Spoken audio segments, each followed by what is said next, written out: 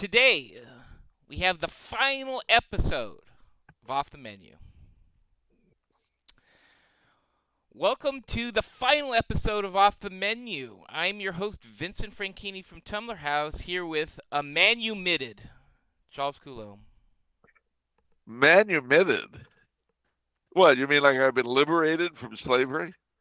The dungeon shook and the chains fell off? Is that what you're saying? Something like that. Thank God. Free at last, free at last. Thank God Almighty, I'm free at last. Is that what you're saying? That's exactly what I'm saying, Charles. Well, let me tell you something about so-called freedom. It's not worth it if it means abandoning our children. Abandoning Oh, man. Well, I don't want to guilt you or me, but no, this is the final episode, ladies and gentlemen. We've all been dreading, but it's been a fun 9 years. Yeah, big time. It's well 9.5 years, but who's counting? It I never. I don't think either of us ever expected it. I don't think we even thought in terms of how long it would last. No, I haven't at all. I mean, to do this in the year 2025, it's just. I mean, the year 2025 itself was so far beyond me. I remember when I was a youngster and I was like, wow, 2012. Gosh, I really hope I get a lot done by then and we do some stuff. Because actually, like back in around year 2000 or around there, everyone was worried about a near Earth asteroid. Yeah. And 2012 was the year, so I was like, well, world's going to end 2012. I better get it all done by then. Um, Yeah, if it's not happening now, it ain't happening. Man, it's of course I'm so old. I remember when we had futuristic novels like War, 1974, and so on. 1984, Charles. No, it was called War, 1974. I'm telling you. Uh, I you don't believe me, but now you're going to be sorry you said that. The War in 1974. Um, uh, Novel. I'll have to put in. Uh, yeah, Robert B. Riggs, 1958 book, War, 1974, predicting future conflicts. Yes, Robert B. Rigg. Yes, that's that. There you go. So I'm not totally out of it. Well, that's good.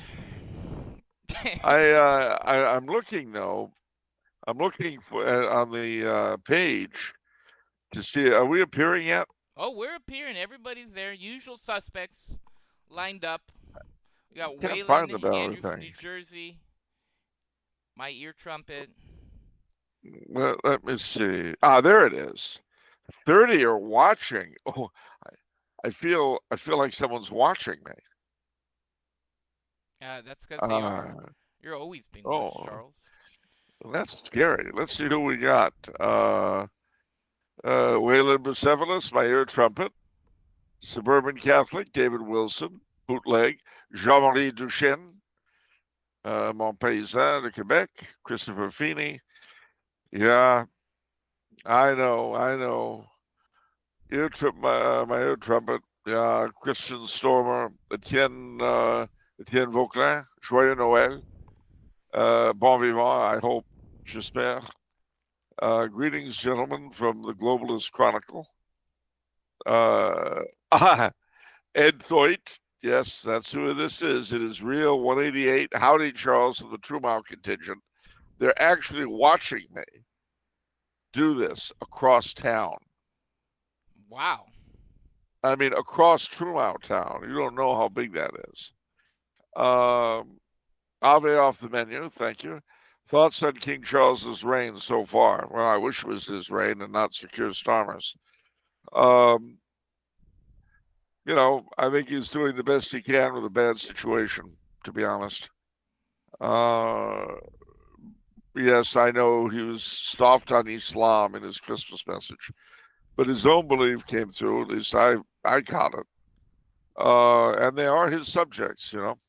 What's he supposed to say? Kill them all? God will know his own. I know somebody's going to say, yeah. Etienne is calling from Lyon. Briac is not from Texas. Carl Anderson is happy to be here. Uh, Christian Stone, the first episode of Off the Menu started July 27, 2016. The show was on the air for 9.5 years. Good to the last drop. Very kind of you. Does Charles have any more books to write? Yes. Yes, I do. Western Ohio here. God bless you, David. Hello from the Laurel Highlands of Pennsylvania. Batch Boy. Hello from Vancouver. Thank you. The Parama small crew at the Tumbler House. And Joyeux Noël, Etienne. And yes, we had a great Christmas. I can't speak for Vinny. We haven't discussed it yet. The There are 30 episodes hidden because Vincent was in beach attire. Oh gosh, glad I didn't see that. My ear trumpet, Queensland, Australia here. Merry Christmas, Charles and Vincent. Will old Rose get to keep her pension? Maybe. Luke Cusack, you guys helped me get through the hell years of my marriage and divorce. I've been introduced to such a treasure from your discussions. God bless you. Well, thank you, Luke. Thank you very much. That's why we're doing it. And I'm very glad that we were helped you. God bless you for saying so, and God bless you all for watching. Week in and week out, we did our best to provide decent product. God knows Vinny did all of the technical work. All I would do was occasionally, wind up the thing on the roof. That Yeah. was about it. About all I knew how to do. All the technical work in 9 years, I still don't know how to get the audio right. But yeah, well, you know, gosh. nine years. And what a time we've seen. We started under President Obama, and we've seen the President Trumpster first. We've seen the Biden and Trumpster too. I have to say that I am glad of the Trump doing something today. He did something I'm happy about. That's crazy to think about that. We started during Obama. Yep. That was a lifetime ago. Sure was. And the world has changed. Not really in a good way, but it has changed. And we started under Pope Francis, and now we have Pope Leo. We started under Queen Elizabeth II, and we've got King Charles III. We started under Governor Newsom, and now we have Governor Newsom. Everybody has changed other than Newsom. Well, that's because he lives in, he bathes in formaldehyde. The stupidest is the one who lasts the longest. Ladies and gentlemen, meditate on that. Give yourself a little bit of the moron survives. Just hold on to that thought. We've seen the world through the COVID pandemic. Yeah. We've well, that's when we were booming. I mean, yeah, everybody says, "Oh man, you guys got us through the pandemic." That's always nice to hear. that's for sure. That's for sure. Let me see. The Michael from Vancouver. What will Mr. Coulomb do now that Off the Menu won't be happening anymore? Well, there's an overpass on Beechwood Avenue in Hollywood. I've got a tent that I'm going to be. No, that's a very good question. The answer is that I'm doing a new show starting in mid-January. carefully concealed behind a paywall for Pelican Plus. It'll be called Controlled Chaos, and it'll have some similarities to the show. Not the most obvious, i.e., I'll have a different interlocutor. And that'll be much more of it'll be a shorter show every week. It'll be weekly. It'll be more structured, I guess you would say. Hence the controlled part of chaos. But, the and also we'll come back and do the occasional special. Don't worry about that. We're not going to disappear entirely. Wayland Bucephalus wants to know where we go from here. Well, Vinny has accepted a contract as a hand model from a leading advertising agency. No. Look at that. That's not true. I lied. But no, actually, he's continuing his working, and yeah. Look at those hands. It's all right. It is true. He's going to be a hand model now. You have helped us all, says the Globalist Chronicle, in different ways, both with your personalities and temperaments. Thank you. If any worth the mini-tail, I managed to make it work with modern equipment. Well, that's good. Now I must start over from episode 1. As for after shows, will there be an archive of them accessible still? I Uh, don't know. the pre-show, Andrew from New Jersey floated that idea, I think, on Patreon, and I think I'm going to acquiesce to it, which is I'm going to make all the pre-shows publicly available. All right. Yeah. So the Globalist Chronicles, thank you so much. David Wilson says,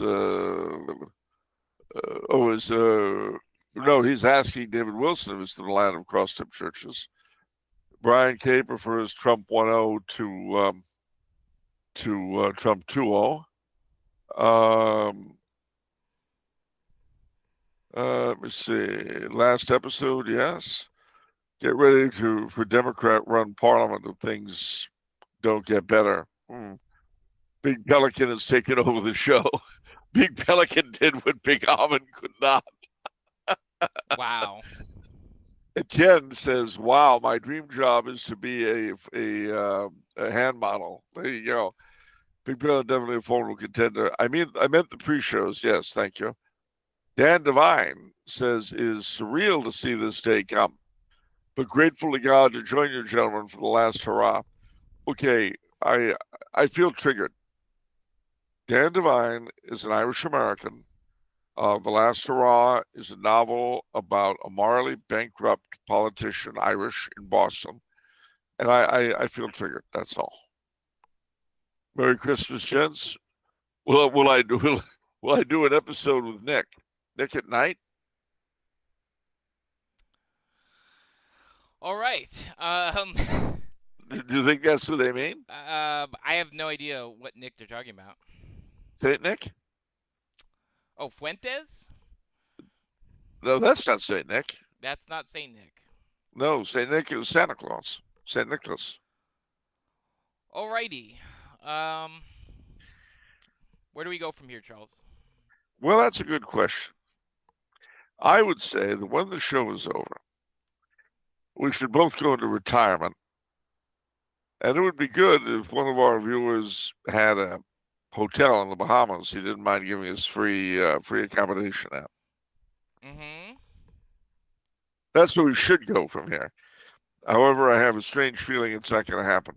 And since we started the show, a lot changed for both of us. You got married for one thing, which is a big change, and I moved over here, which was another big change. That's right. I mean, the show almost ended, so that was like episode 80. Yeah. Because the diehards are gonna remember this. Like, I actually thought it was gonna be the last episode, which is why we kind of went hard, and we yanked Professor Biersack, to do it, and we kind of even did that little Star Trek gig where We I beam replaced you out with and then him. he beams in. I Yeah. thought that was gonna be the last one. Yeah, me too. But it didn't. Yeah. So, Yeah, it's the now. Oh boy, there's more. Charles, there's going to be There's more throughout the whole thing. So, I don't know if we can. I I well, we I probably do have can't. questions. I do have uh pretty substantial sort of like things from people in terms of sending us off that I think you're going to enjoy. Um, All right. Well, let me just say, what do we get? Hold on. Last episode, I guess if I need to hear Charles's thoughts, I have to invite him over for soup and wine. Very true. Luke Cusack shacking up. They say it's hard to do. At least the song says that. Say it, shacking up is hard to do. Fuentes is the Nick meant. The last hurrah is so Novu Soto, says Dan Devine. Frank Skeffington was a true man of the people, Charles. Yep. Uh, a loyal Catholic. Hope your men will have the occasional show sometimes. We plan to. I don't know how officially things have begun, but I have recently gotten one in the used bookstore and one for Christmas. Both Cannes, the Habsburg Empire, and Wilson's Heart of Europe. Maybe Old Nick. Well, yeah. Any heads up on either of them? I've the only one of the two I've read is Cannes. It was okay. St. Cloud's thoughts on the recent letter of the DDF on the co-redemptrix title? Well, just that they didn't consult any of their Marian experts. It was put together by Tuchito Fernandez himself. He says there that he finds the titles of co-redemptrix and mediatrix um, inappropriate and requiring a lot of explanation. I wonder if he would feel the same way about the title of his own book, Let Me Heal You with My Mouth, which I always thought was kind of inappropriate and probably required some explanation. But, what's his official title in the church? Uchita, he's the head of the dicastery for uh, the doctrine of the dicastery for the doctrine of the faith. He doesn't think Uh, that's too complicated? well, he doesn't think anything's too complicated. I mean, Tuchita is what Tuchita is. All right. Nearly eaten. Got to run for a bit. I got five kiddos begging to open presents. You get them. Oh, Suburban Catholic says, I can't afford to house you in the Bahamas, gentlemen, but I can treat you both to a milkshake in the food court of the Paramus Mall. There you go. Um, Great. Missed most of the pre-shows despite the COVID lockdown. I can save my PayPal money to watch Controlled Chaos next month and learn more about the wonders of monarchy. Christian Stormer, as Pretender Biden once said, God save the Queen, man. What if Pope Leo intervenes to the continuation of Off the Menu? Well, then we won't have a choice. Uh, Charles and Vincent, thank you for sacrificing your time and talent for the last 10 years. Today is indeed a sad one. It's like losing an old friend. And Mary keep you both from all evil and harm. Who is Charles's favorite current pretender for a throne? Oh, it would be a toss-up between Karl von Habsburg and Louis d'Anjou. Bad Touch Father was hilarious. Um, All righty, Charles. What do you say? What do you say we get a move on here? oh, okay. I'm just fascinated by this stuff. I am as well. We'll get back to it. It's going to All be a right. long episode. All right, let's get some questions. All right, we have a question from Mr. Fugu. Good old Mr. Fugu. He's an Oh, old, yeah, he's an old timer. fugu fish, fugu fish, fugu fish, fugu fish. Yes. I don't care how they cut it. I'm going to eat it anyway, poison or not. All right. He says, hello, Vincent and Charles. I have been watching Off the Menu since 2017-2018 and am incredibly sad that the show will be soon going off the air. I'm going to miss that intro and outro music, and I'm especially going to miss Charles, man with the face that was made for radio. I mean voice. The voice that was made for radio. Thank you. Tuning in to witness Charles's slow and occasionally lightning fast descent into madness week after week, Monday after Monday, has been a welcome break in a world gone mad. Star Spangled Crown and Puritan's Empire have changed my political outlook, arguably for the better. I took Charles's advice to heart and read Star Spangled Crown as an exploration of the question, what is America? On a debatably serious note, this is the perfect opportunity for Tumblr House to join forces with Trader Joe's to take down Big Almond. Appear weak when you are strong, and strong when you are weak. Make Big Almond snatch defeat from the jaws of victory. It is That's right. it has been a blast listening to the show throughout the years, and I wish Charles the best in his future adventures. On to my final off the menu question for Charles. First one. I came across a claim that I would like Charles's opinion on.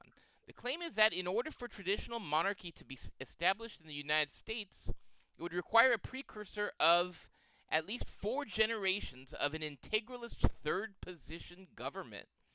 4 generations is what is claimed to be the minimum amount of time required for America to develop a proper royal aristocracy that lays the groundwork for an American monarchy. What does Charles think of this idea? Well, historically speaking, things are never quite laid out that well. I mean, history is messy. There's an old joke, and it's not much of a joke. If you want to make God laugh, tell him your plans. Um, if someone set out to create an American monarchy, in that sense, I mean, when we started speaking crown, it happened really almost by accident to the degree that anything does in life. Um, and that I think that's true of most monarchies. I mean, their origins are all kind of weird and dodgy, and things sort of bend to meet them pretty quickly. I mean, a good example is Japan. The Meiji Restoration not only completely altered the structure of Japan, it was itself completely altered twice in a very short period of time, relatively speaking. Meiji comes to the throne in 1867. He wants to rule as a Western-style emperor, and so he does. Gets rid of all of his wives except his favorite, who becomes the empress. Um, it does, appears in tours and opens plaques and things like that, and is seen quite a bit, and acts like what was a then modern European monarch. But then, for various reasons, he and his advisors began to feel in the 1890s, 1900s, that the Japanese were losing their soul as a nation. So what happens? They reinvent the monarchy again and turn it into the semi-divine thing that we're familiar with from World War II. And as everyone is saying, this is an age-old system, and so it wasn't an age-old system at all. It was quite recent, but it had elements that were old. It had authentic bits and pieces to it, and that's why they could claim a certain antiquity. I think that if monarchy ever comes to America, as happened in the book, I don't think it's going to happen. If it happened, I don't think it'll be anything like Star Spangled Crown. But if it does happen, I think it's likely we'll see a lot more invention of tradition and reinterpretation of what we've already got than long-term planning. Because who would plan for it? You would require a ruling class that were committed basically to giving up some of their power in the long term. And ruling classes rarely do that because that would require being for the common good and being an aristocracy rather than an oligarchy. And that is something we just don't have a lot of in the good old US of A. Never have had. I mean, that was why one of the things my fictional king did was to basically turn the hereditary societies community in America into a sort of instant aristocracy. Well, that was done. I mean, again, I put myself in his shoes. What would I do? Where would I draw such things from? We already have the equivalent. It would just be a question of using it officially. And if you remember, see, they have a what's called every year in the spring the Hereditary Society's fortnight in D.C., where over 2 weeks' time they gather and they have balls and all that, and it's not that big a deal if you're not a member of one of these things, but if you are, it's a huge thing.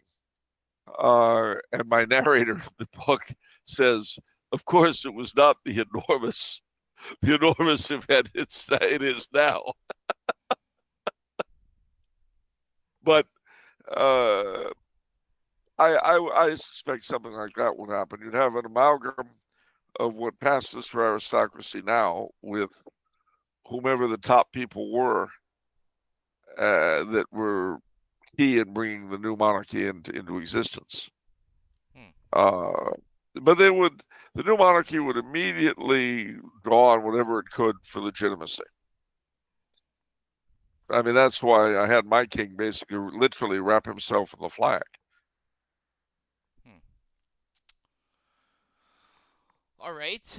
Growing up in the aftermath of Vatican II, as well as witnessing many contemporary events in the church, Charles has discussed many times spiritual abuse perpetrated by spiritual fathers at multiple levels. With Yeah. the advantage of experience that comes from age, how would Charles succinctly describe the proper way to discern the difference between the virtue of bearing wrongs patiently and enabling spiritual abuse? Good question. It's an extremely good question. Extremely good. Um, I suppose. Well, part of it is you've got to try to find a decent priest, a decent parish somewhere if you can, so you've got something to compare what you've got to it. Um, but by their fruits you shall know them. So I think if a priest who's personally obnoxious and annoying to you seems to bring forth good fruits, I would be less likely to go after him. Does it depend on the object? Well, I don't want to become a situation ethicist, but I would say that certainly has to influence your thinking about the matter. You definitely have to. I mean, it's a really, really tricky subject, frankly. I wish I had an easy answer. Well, because I feel like in every relationship, you kind of have to pick your battles. You know, Yeah, you you can't do. just like, oh, okay, well, I'm going to lay it on, and I'm just going to be like a thorn in your side on everything. Well, you're not going to get anything done that way, right? Like, Yeah, true. So no, it's very tough, very tough. all right.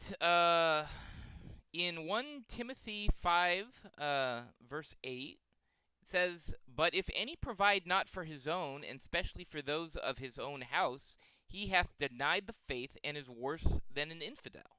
End quote. How did Christendom historically apply this at the societal level? And how can Catholics in America combat a suicidal outgroup preference that violates the proper application of the principle at the societal level? Well, again, it's very hard because the very nature of modern society is designed to preclude the subjects from having a great deal of power. Um, Again, I wish I had an easy answer, and I don't. Uh, I think probably a lot of these questions will become clearer as years go by and the system decays even further.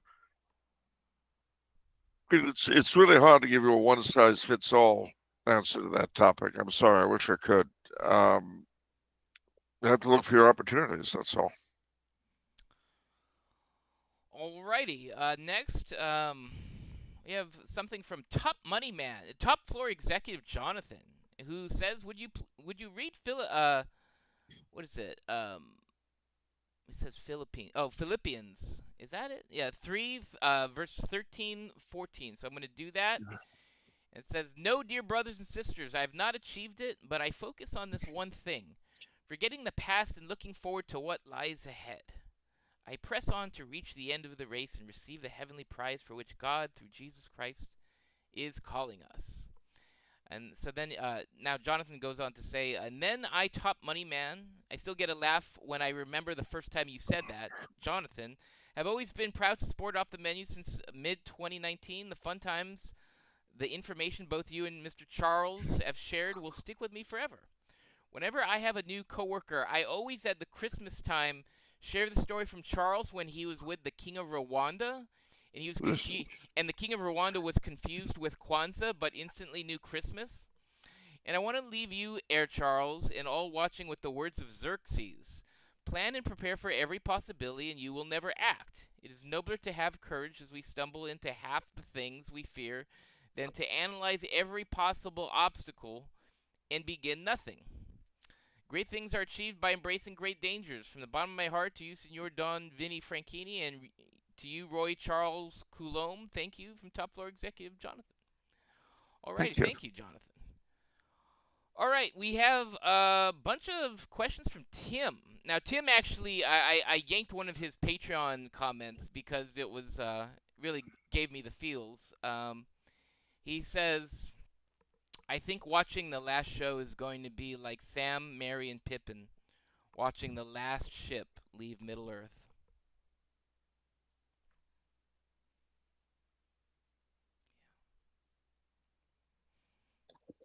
Well, yeah, yeah. But if it ships, at last I sing. What ship would ever bear me back across so wide a sea?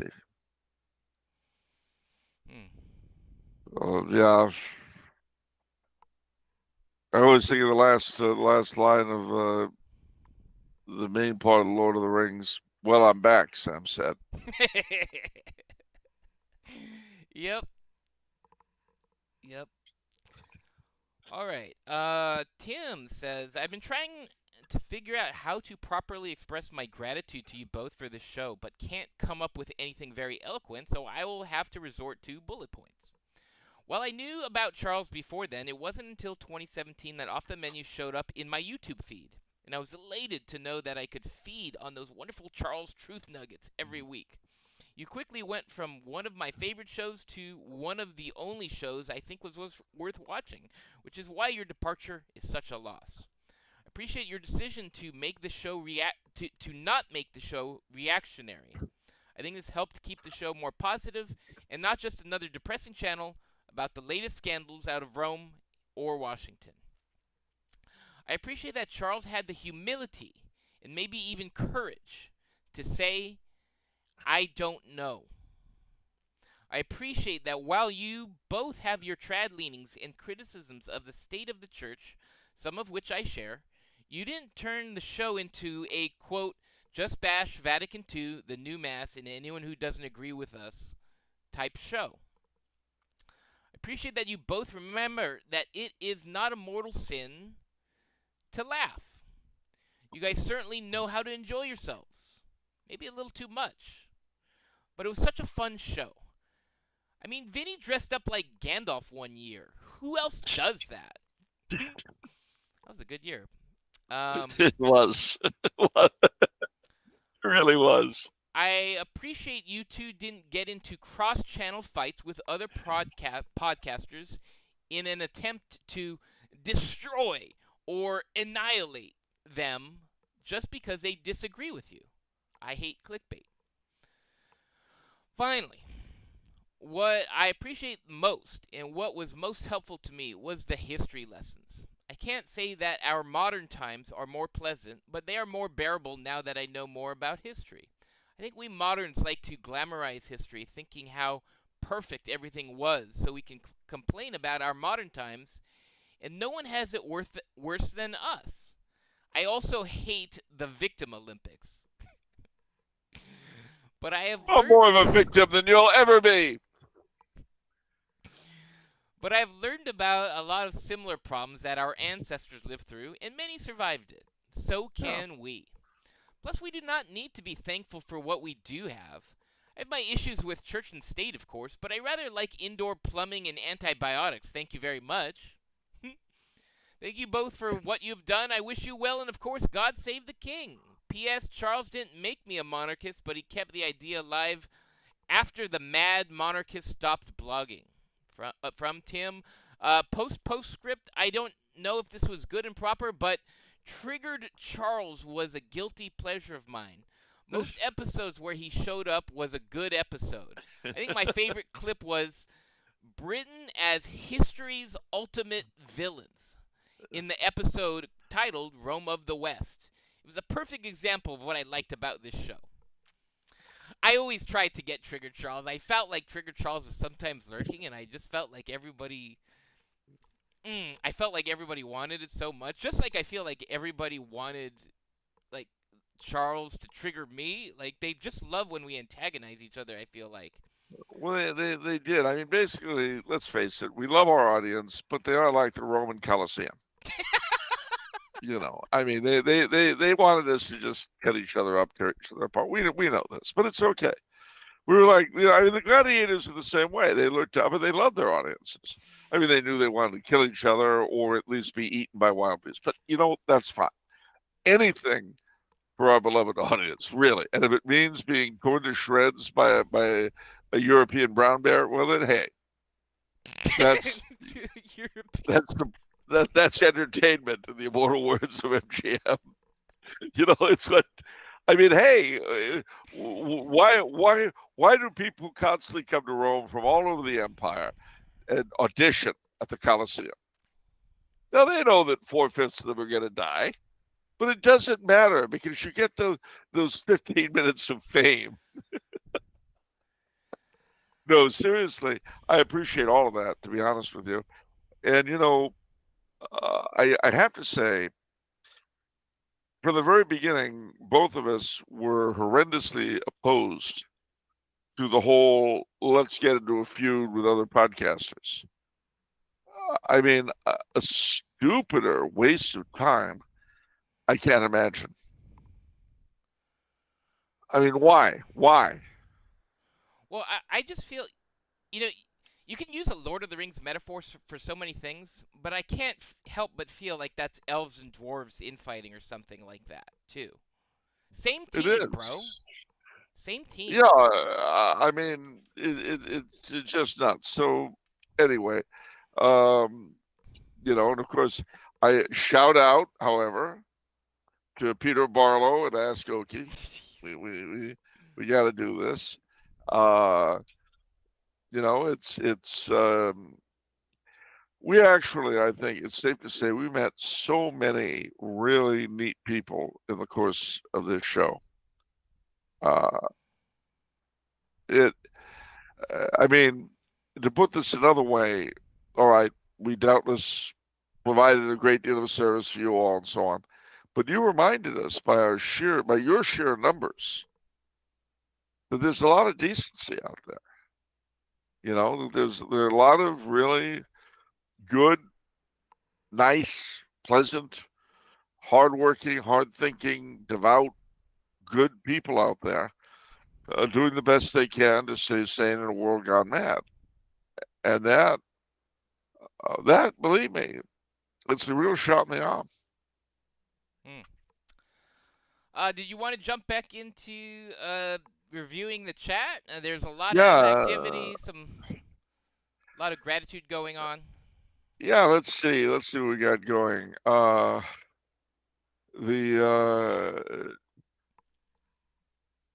Let's see. Charles, and this is Big Gator Caesar, Charles and Vincent. Thank you for sacrificing your time and talent for the last 10 years. Today is a sad one. It's like losing an old friend. May Mary keep you both from all evil and harm. Thank you. Or I already said that. Never mind. Oh, Big Gator Caesar. Charles had my first Tom and Jerry yesterday. Hey, there we go. Ladies and gentlemen, get them Tom and Jerry's while you can. Grand Duke the Dan, what do I think about new dynasties being established and restoring Catholic order? Is that preferable to old houses getting their act together? Not really. I mean, think of the Bonapartes.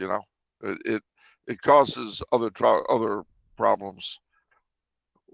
Colton Osterman 2517. What are Charles's thoughts on a metal badge monetary system? Oh, I much prefer it. I mean, I believe in the gold standard and so forth, or at least the bimetallic standard, gold and silver. Daniel Levine wants to know if we'll be hosting the Paramus Mall off the menu reunion. That may very well happen. Christopher Feeney, I had a thought. This is like the ending of the Jack Benny program. It ran for 10 years, but to the relief and gratitude of many, he held regular specials. Well do I recall. Off the Menu is going to swim in the great bathtub in the sky with angelic carp. Oh, Warren 8472, get a move on.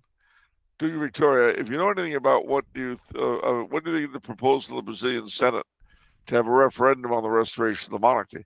Well, they did that in '93, and they only got about a third, but who knows? Huh.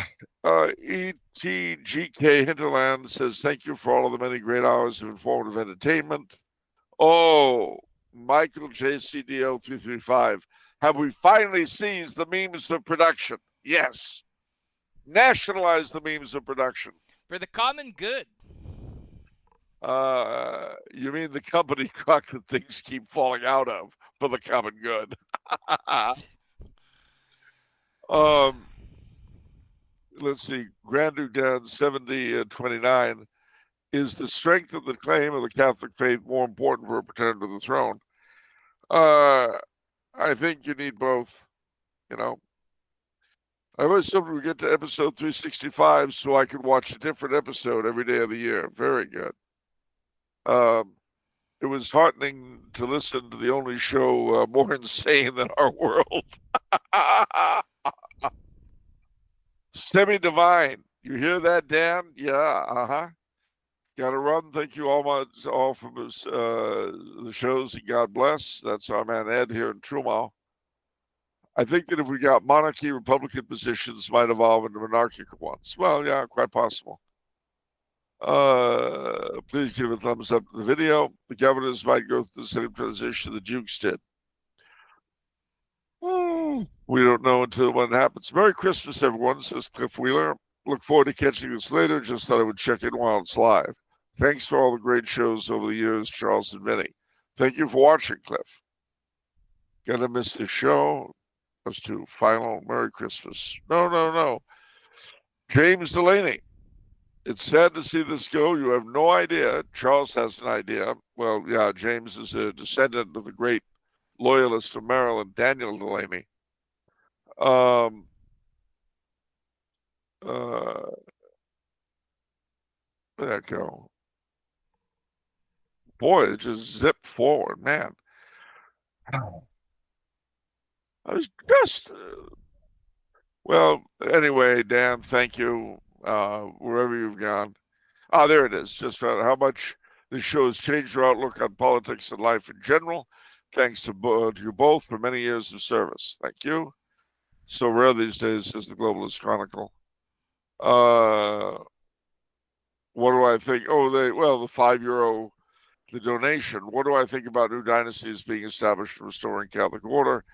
Is that preferable to old houses getting their act together? I repeat, I don't think so. I don't think so. The preferred thing would be the old houses getting their act together. And again, think of Bonaparte, and think of the new monarchies of Germany and Italy, uh, as opposed to their old legitimate ones. It's difficult. Let me see. The old houses have legitimacy, but not the faith. Well, not at the moment. Christian So says we should start a few homegrown dynasties at first, then merge them with Capetian dynasties in Europe later. Well, Bonaparte tried that. German conquistador. Merry Christmas, gentlemen. It's been an honor to learn from you both. We'll follow you always. That's my favorite name of everyone's alias out there, German Conquistador. I love that name. Yeah, that's good. Willie Mackinon says, thank you for everything. The show has given me many laughs, expanded my historical knowledge, and brought me close to the Catholic faith. Dan Devine says, it is impossible to overstate the tremendous good off the menu has wrought in the lives of so many, my own included. Thank you, Vinny and Charles, and we wish you Godspeed on all the next endeavors. Suburban Catholic, will Tyrone be in the Undying Lands? Rumor has it that Tyrone plans to shoot his way in. So, oh, it says he will, not his victims. Is this really the last post of this YouTube channel? Well, the last regular post. Who does he talk to? And do you and Charles regard Star Wars to be anti-royalist? Well, that's a good question. What do you think?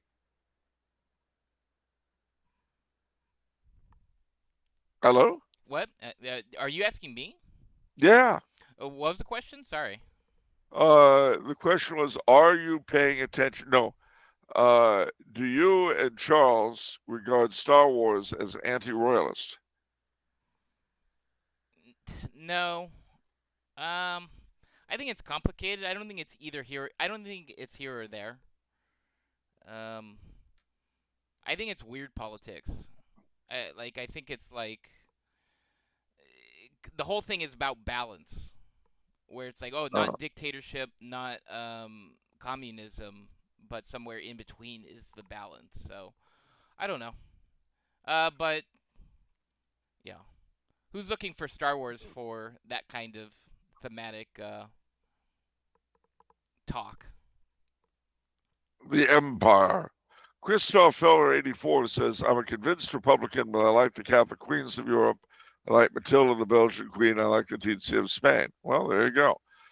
The Globalist Chronicle. Oh, wow. Victims is such a strong word. You better be careful. You better not shout. You better not pout. Is there a link to the new podcast in which Charles will be appearing on? I guess there will be. Suburban Catholic could not have said it better myself, Dan Devine. There's no overstatement to say that the show changed my life. I know you feel the same. There's a new podcast, yes, on Pelican Plus. Oh, I see, said the blind man. Big Gator Caesar sent $10 in. Thank you. Thanks, gentlemen, for all you do for the faith. Charles, I had my first Tom and Jerry yesterday. Loved it. See, I know what I'm talking about. This is good stuff.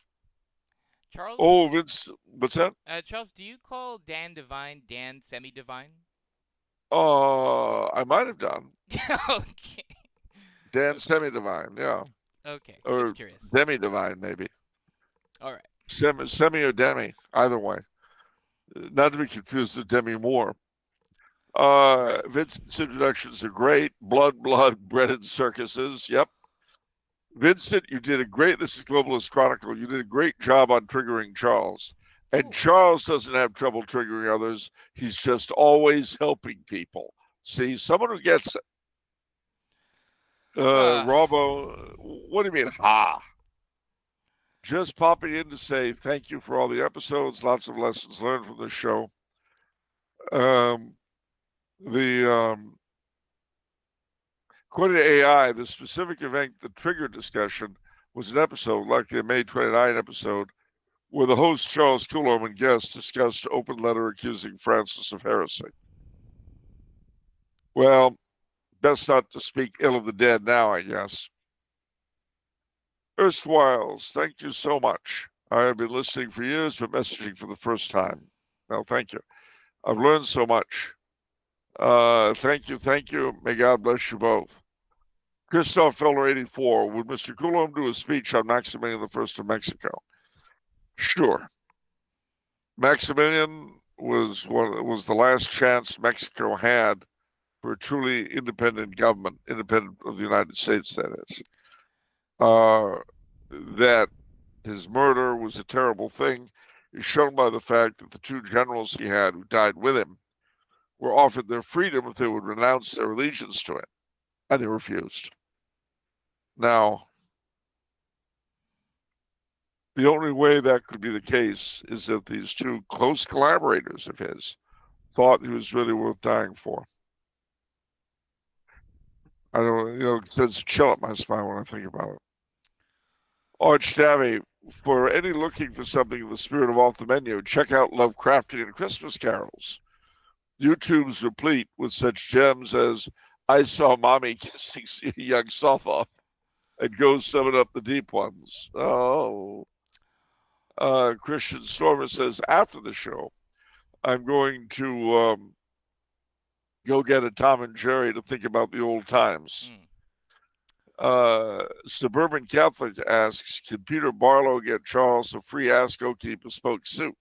Also, if Ask Okie becomes a sponsor, can the show continue? Well, those are interesting questions. I would never put Peter on the spot like that or Okie. So I'm afraid it's one of those unanswerables. Uh, what is the best book or book series for a holistic understanding of the church history traditions? I would say Murray Thompson's History of the Catholic Church. Uh, Wayland Bucephalus, do any of you have historical interests outside of monarchy? I have a personal fascination with ocean liners. Well, actually, I'm fond of them. Also fond of trains, fond of orders of chivalry, fond of military history.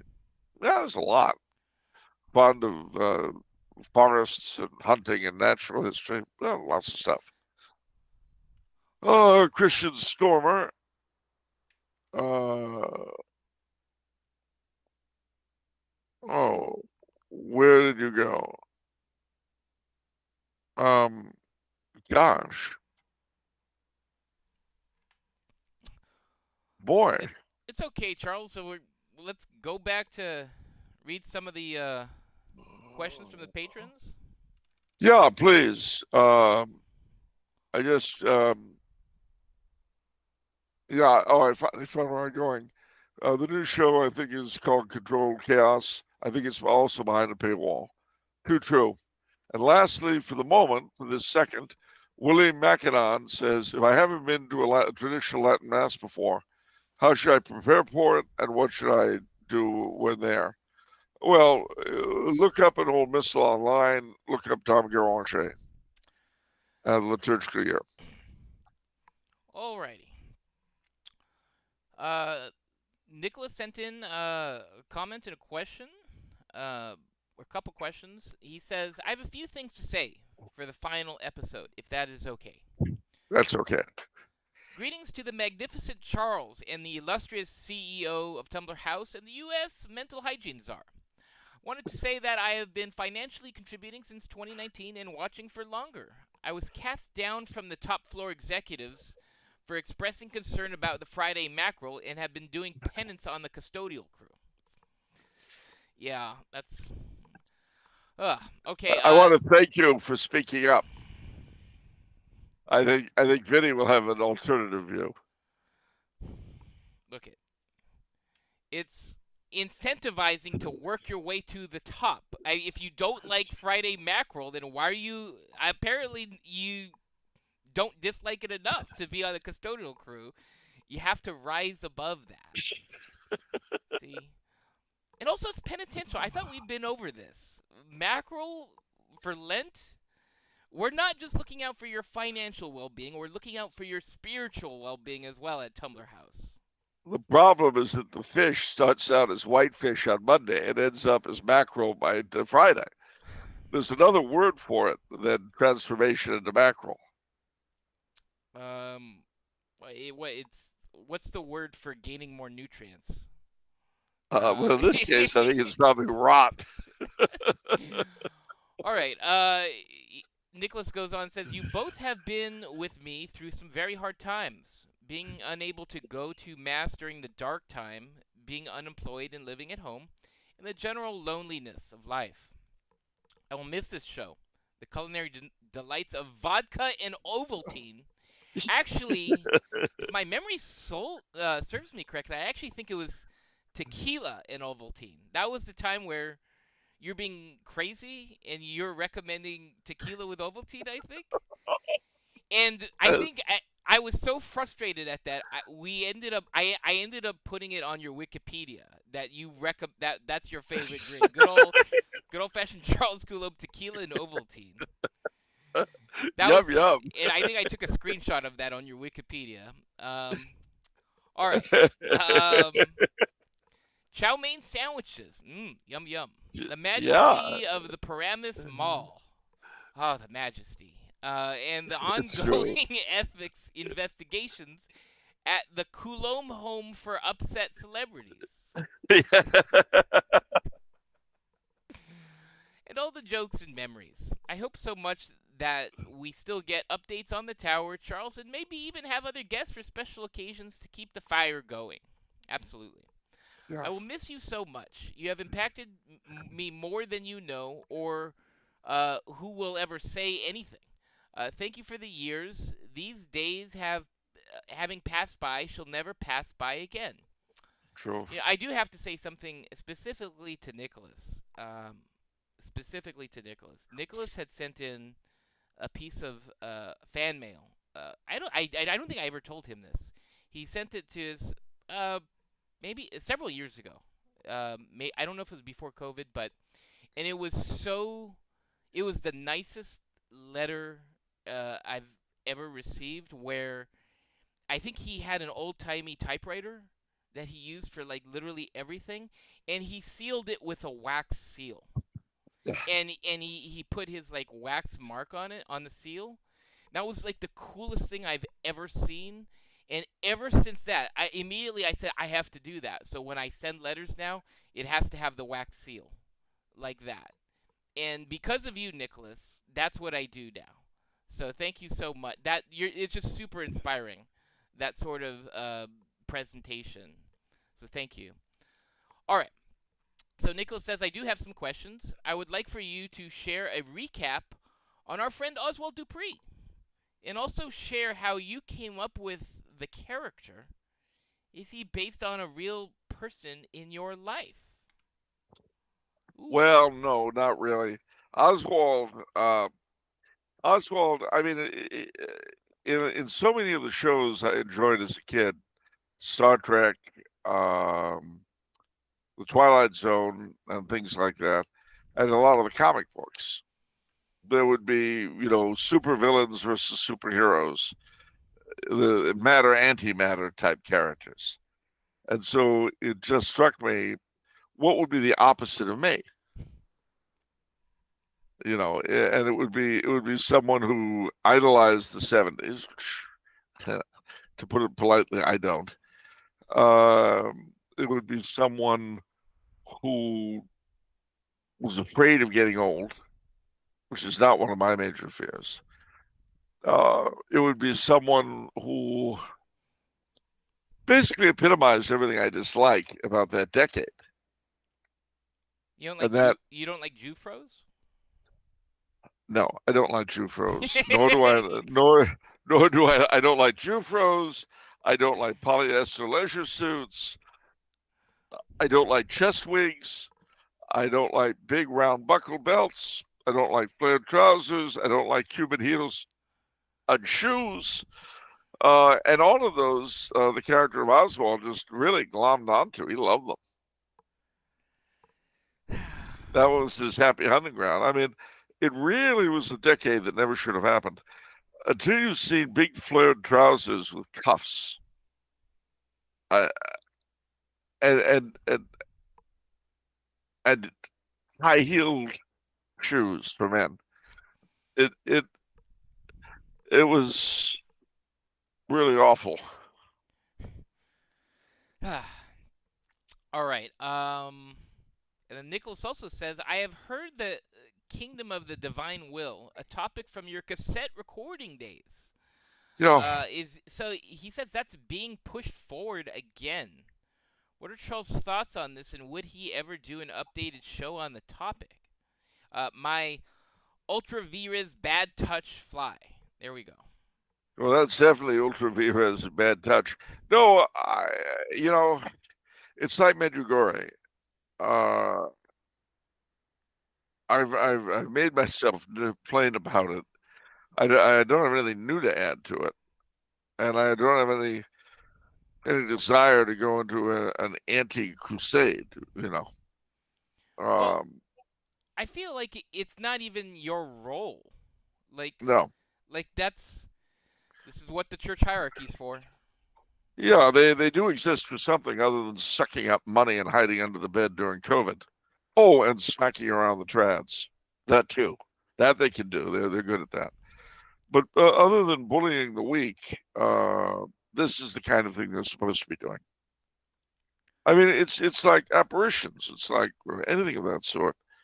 they're the ones who are the first line in all that stuff. Same with saints.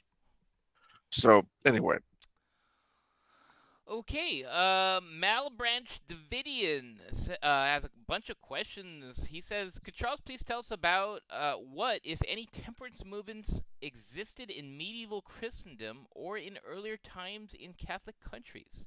It seems to me that temperance movements, uh, organized teetotalism, are an outgrowth of Protestant intemperance, even if they themselves are Catholic, such as the Catholic Total Abstinence Union of America." Hmm. well, there's a good deal of truth to that. I mean, Father Talbot of uh, Ireland, Matt Talbot, and also what's his name, Father Theobald Matthew. Uh, they were faced with a definite societal evil of their time. There's no doubt about it. But in the case of Father Theobald, his inspiration came from the Quakers, actually. So yeah, there's a certain amount of outside There influence was a in the temperance beginning. movement in Ireland? Yeah, of course. Taking the pledge, don't you know? Wow. Did that get legs? In Yeah, Ireland? yeah. But the people that didn't take the pledge did their best to make up for those who did. Well, I'm sure, of course. All right, could Charles please tell us about what, if any, treatments for alcoholism or habitual drunkenness existed in medieval Christendom or in earlier times in Catholic countries? You know, I really don't know, except if you got very sick because of it, they would treat you. But you got to remember, those were very labor intensive days. The average peasant, if he wasn't working himself into a tizzy, was drinking. So they didn't consider it the way we do. They Well, just, well, I think it probably. I mean, we talk about sort of an integrated Catholic life. It's like a non-integrated version is like AA, right? Where it's just like, oh, it's this narrow focus. But like, wouldn't something more integrated be something like where the priest is handling it, and it's like, it's well, I mean, part of this larger thing? yeah, it would be seen I mean, habitual drunkenness would be seen as a sin, and the priest would try to deal with it. But you know, Yeah. Could Charles please tell us about what migration relations were like in medieval Christendom, specifically about whether dual citizenship was generally tolerated? Seems that citizenship may have been more fluid or at least flexible of a concept, especially for clergy and religious of such times, than it is today in the modern nation states of the Western Hemisphere and the former USSR. no, yeah, I mean, it was a very fluid concept. And remember that up until 1914, the only country that required you to have a passport was the Russian Empire. No Hmm. other country in Europe required it, so you could travel without passport. Um, so, yeah, I would just say that all in all, it's generally been rather more fluid than it is now. Hmm. But the volume was a lot less as well. All right. And finally, could Charles please tell us about what nationalist policy, if any, was like during medieval Christendom? Seems that a stance of papal states first, or France first, or Venice first, would be antithetical to the concept of Christendom as a real temporal kingdom of Christ, in which the various magistrates, emperors, and princes are mere regents working on behalf of the one king and having a duty to cooperate with each other for the ends of that king. I would have to agree. And you know, one of the things that I was thinking about today, from about 380 on, the church saw all the totality of the Christian peoples as the Respublica Christiana, where you know in the 600s Islam arose as this Christian heresy. Well, they have a teaching in Islam. I think it's called the ulema, and that means no, the that's not what it means. It's those are the religious scholars of Islam. Uh, but they have a phrase for all Muslim peoples being part of one kingdom. Let me see if I can find it. I thought it was, well, but that's not it. Uh, let's see. Okay. Ummah, Ummah, Ummah. So that is their heretical remnant of our old Respublica Christiana. Hmm. All right. A question from R.C. Hinterlander. For the immaculate Charles Coulomb, I will miss the past several years listening to you talk with Vinny every week and appreciate your interactions on Twitter, and I look forward to listening and interacting with both of you on other future platforms. This show has been an amazing on ramp for laymen seeking to better understand the Catholic faith, its traditions, practices, and history. I had given a local seminarian a copy of your book, Vicars of Christ. He wrote to me a few weeks after stating his appreciation of the content and informative nature of the book. He is set to be ordained this coming spring. I told him that I expect him to be in a future revised copy of Vicars of Christ. Yet I have one final swinging question for Charles. How does it feel to Yes, know that the French are really just Germans who speak a vulgar Latin? I'm triggered. I'm Ah, triggered. No, the French are certainly the French Canadians are the noblest people ever to sanctify the earth with their presence. Everyone accepts this. you know what's one thing that's really cool from the show? I think in terms of we're talking about influencing people. Well, One of the things that I witnessed, and surely Charles witnessed, is Charles influenced a lot of seminarians. I mean, there were just a lot of young men going into the seminary who were watching the show, and just it, it gets into your imagination. Like eventually, I don't know, 5 to 10 years, you're going to be having these priests say, "Hey, oh yeah, I was big fans of Off the Menu, Charles Coulomb, huge influence," and now they're on their path in life as priests. And because I always said if like only like a quarter of these young men end up really going all the way through seminary and becoming priests, we're in a good way. yeah, I agree. I Um, agree. yeah, It's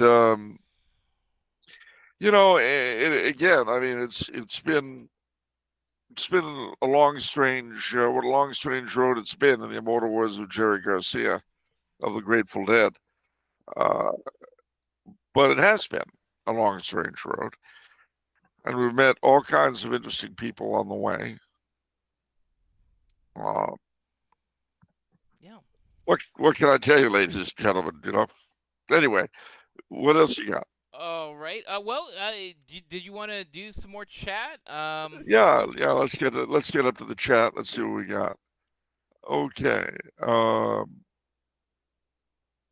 Wood Wood Canvas Canoe. There we go. It says, "Thank you both.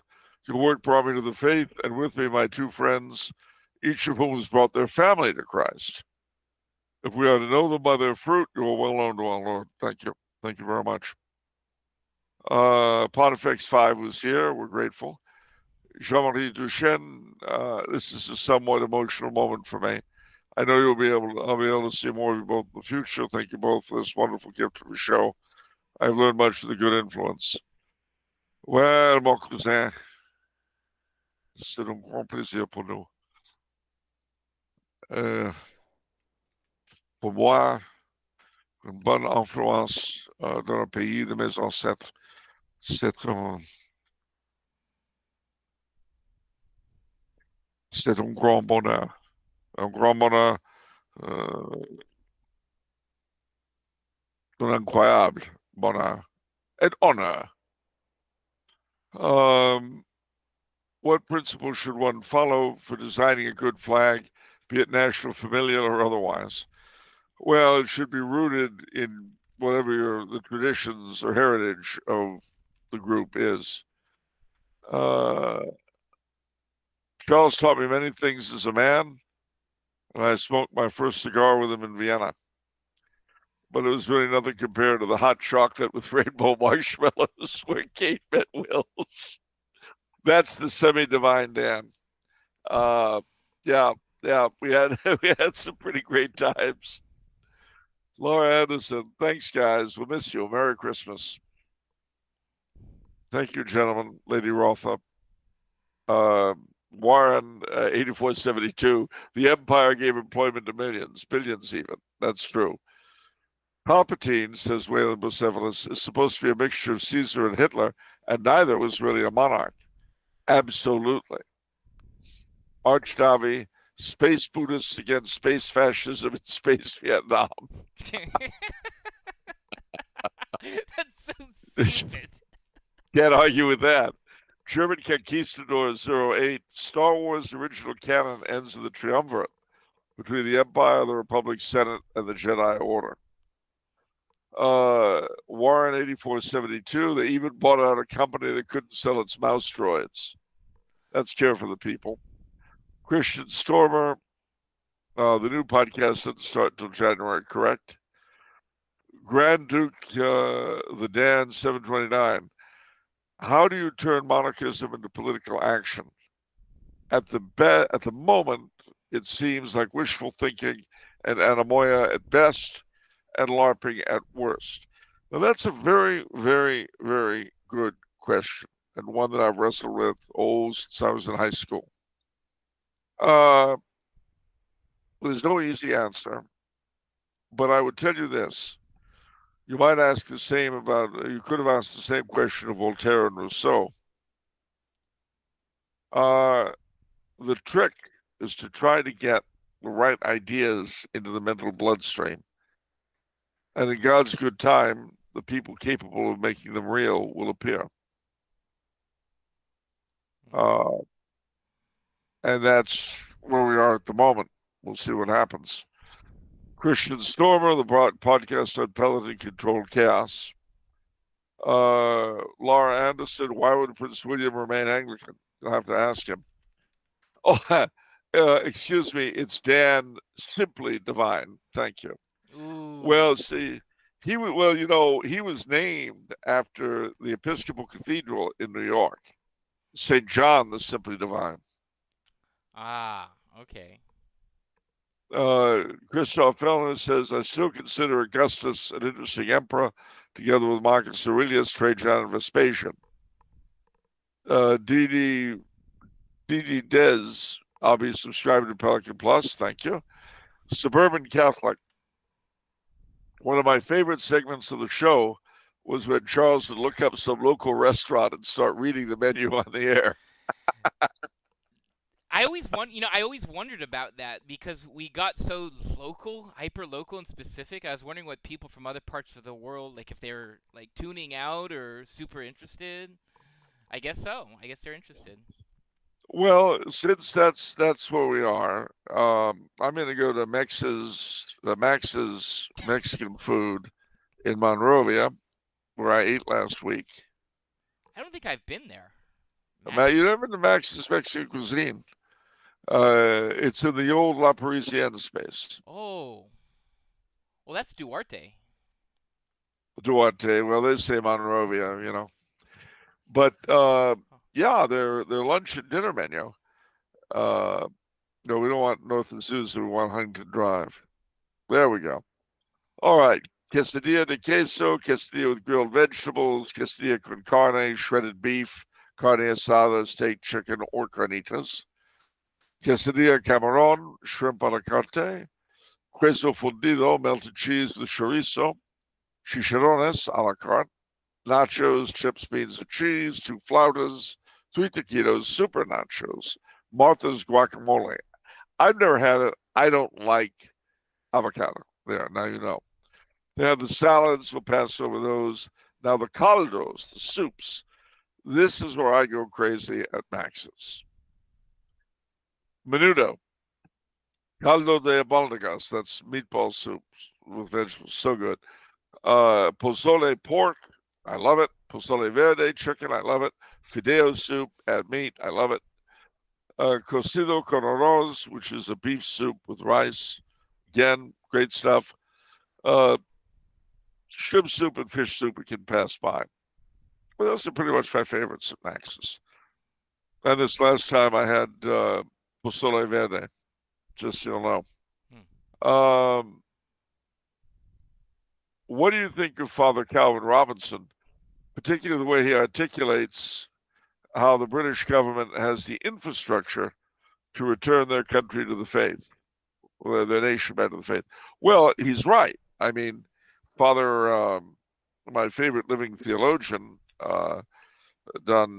Father Aidan Nichols, OP, um, he made the same point in his book, The Realm. Britain has, like Scandinavia, and to a certain degree, even northern Germany, has the Netherlands has the desiccated remnants of a Catholic order. Uh, you look at them, and your thought has to be, can these bones live? And that's, Archtavi, best not to speak ill of the dead, thought Dante, and then he thought better of it. Well, yeah, but he spent a lot more time with the dead than I have. Batch Boy, I've heard that Oswald Dupree is starting his own podcast. He is indeed. Uh, Charles, do the 13th floor uh, episode for the old time's sake.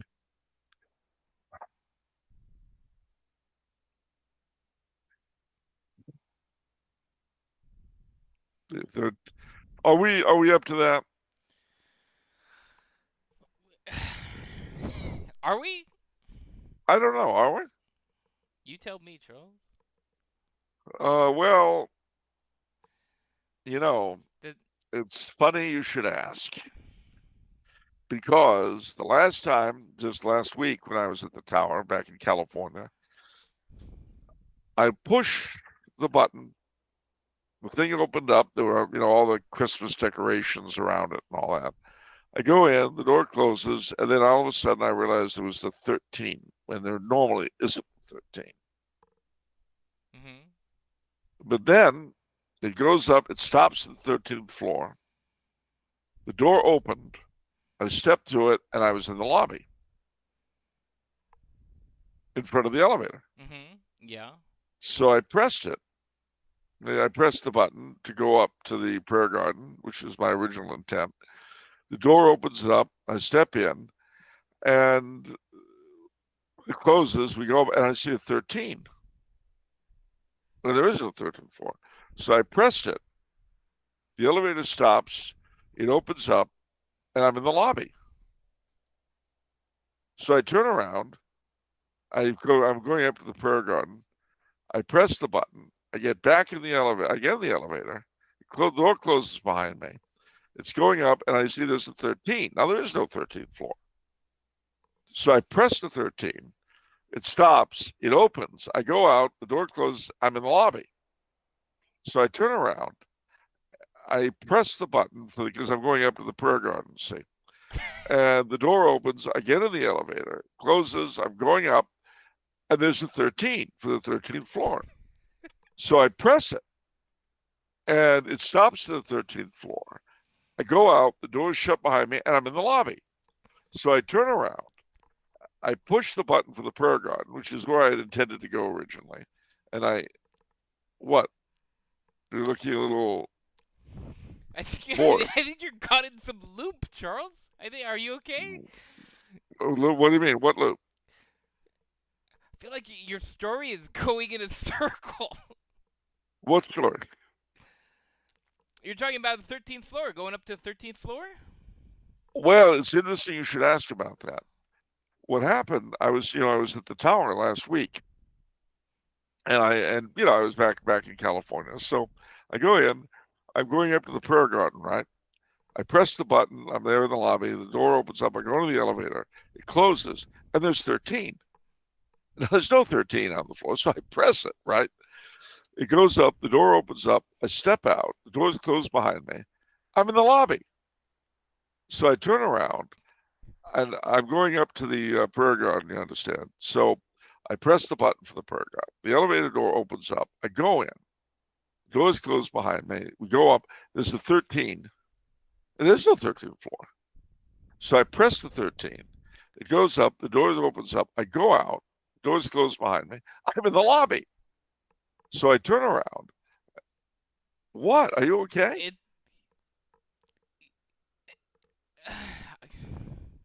I'm okay. I'm okay. I'm just at the edge of my seat in terms of your story here.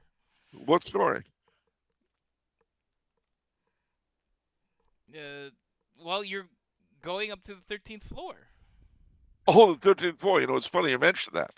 I was back in California last week, So I go to the tower and I decide I'd go up to the prayer garden, right? So I'm standing in front of the elevator.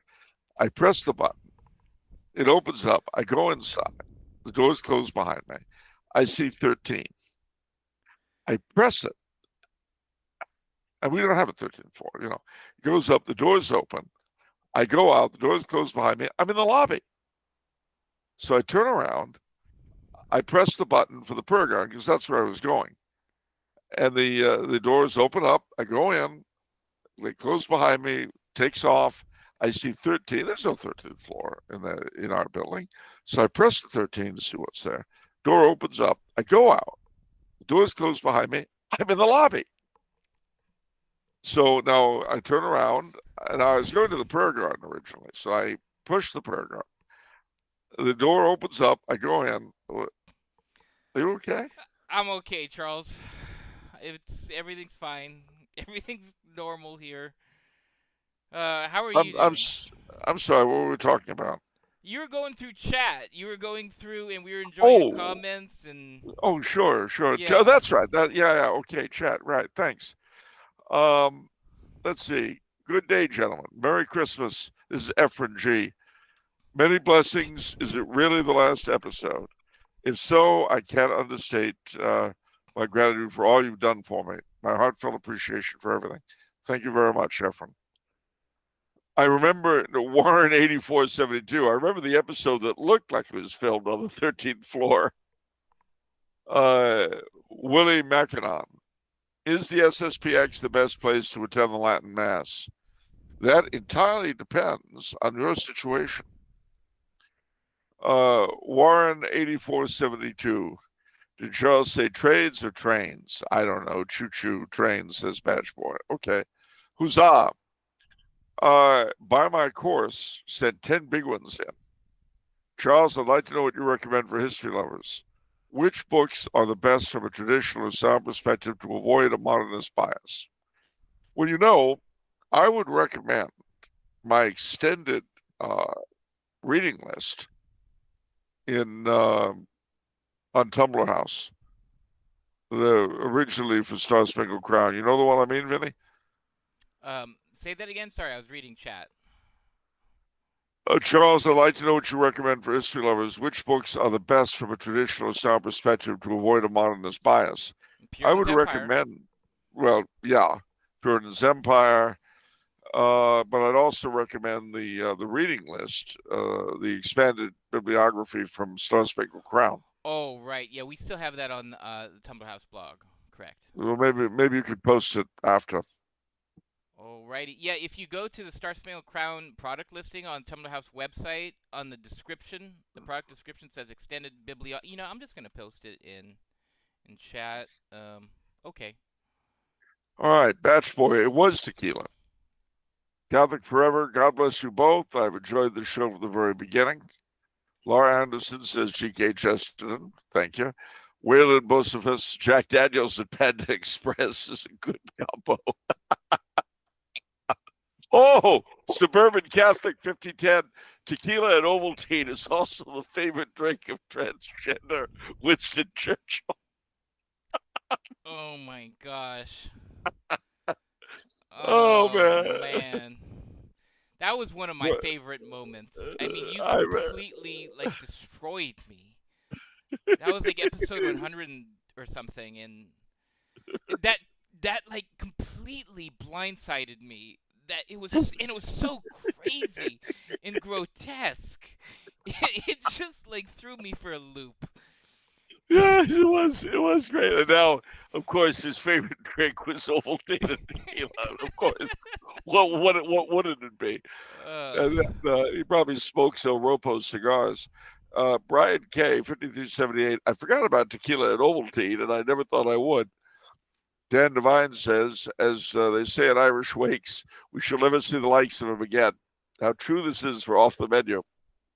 Uh, Charles, Wikipedia removed the food related edits to your page as vandalism. Could we do a little mini interview for a reference? Are you a fan of the classics like chow mein sandwiches and Cincinnati chili? Yes, yes. Uh, Christoph Fellner says, I hope to meet Mr. Coulomb in Bad Ischl one day. You know, I've been there a couple of times. Send me an invite. You know, I'll drag myself out there. I'm always happy to see the Kaiserwelle again. You bet. Tom and Jerry's and Aspect. Yes, I'm in favor of both. My ear trumpet. Wax seal doesn't do well in modern mail service. Well, that's also true. Warren 8472. The USPS and I have a blood feud going at the moment, so I couldn't care less. Said Contramundum. Wait, is this the ending? Warren 8472, indubitably. Said Contramundum, Charles, you had a massive impact on me. Well, thank you. Thank you very much. I hope it's been a positive one. But thank you. Laura Anderson, thank you. I wholeheartedly agree. 70s sucked. Yes. My ear trumpet. I can hear the pain in Charles's voice when talking about the 70s. Well, indeed. If you didn't see them, you didn't, you know. Uh, Willie Mackinon, good evening, Charles. What is the traditional Catholic perspective on remigration? Well, I don't know that I could give a traditional Catholic perspective in the sense that a perspective that every traditional Catholic has to believe, or he's not a traditional Catholic. Okay, let me make that clear. But it's funny you ask that question because I was thinking a lot about remigration this evening. By itself, remigration, uh, I mean, you can do it, but it's not going to serve. It's not going to solve certain long-term problems. It would bring some immediate relief, but it would create a lot of difficult issues. For one thing, and then I'll give you what I think is an answer to the problems I'm pointing out. Part of the problem with remigration, let's say that you took all of the or most of the uh, Indian and Pakistani, especially Pakistani people out of Britain, non-Christian, the Muslims and so on, and ship them back to Pakistan. Well, you've just sent back to Pakistan a ton of people who are well educated in comparison to most Pakistanis, who will have a certain, I mean, you've created a new ethnic group in Pakistan. And I would not be surprised if members of that group rapidly rose to the top because they have education and abilities and advantages that most of their renewed countrymen don't have. And as a result, if as and when they did come to the top of the ladder in their respective countries, you would have created. I mean, think Liberia or Sierra Leone. You know, they go back home and they take over. Is basically what I would foresee happening. But they take over and become a very uh, hostile force as vis-a-vis the countries they were forced out of. Now, that's the external issue. The internal issue. Okay, you get rid of them, so who takes their place? Remember, the reason why they were brought in the first place was because having murdered so many babies, we have a lack of the all-important consumer slash workers slash taxpayer drones, whom, as I say, we murdered.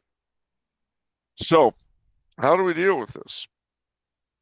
Ultimately, for remigration to work in the long term without causing other issues, it has to be paired with two things. Internally, repopulation. We have got to get the birth rates up. especially if the remigration people succeed. The birth rates have got to get up to replace the expellees. Secondly,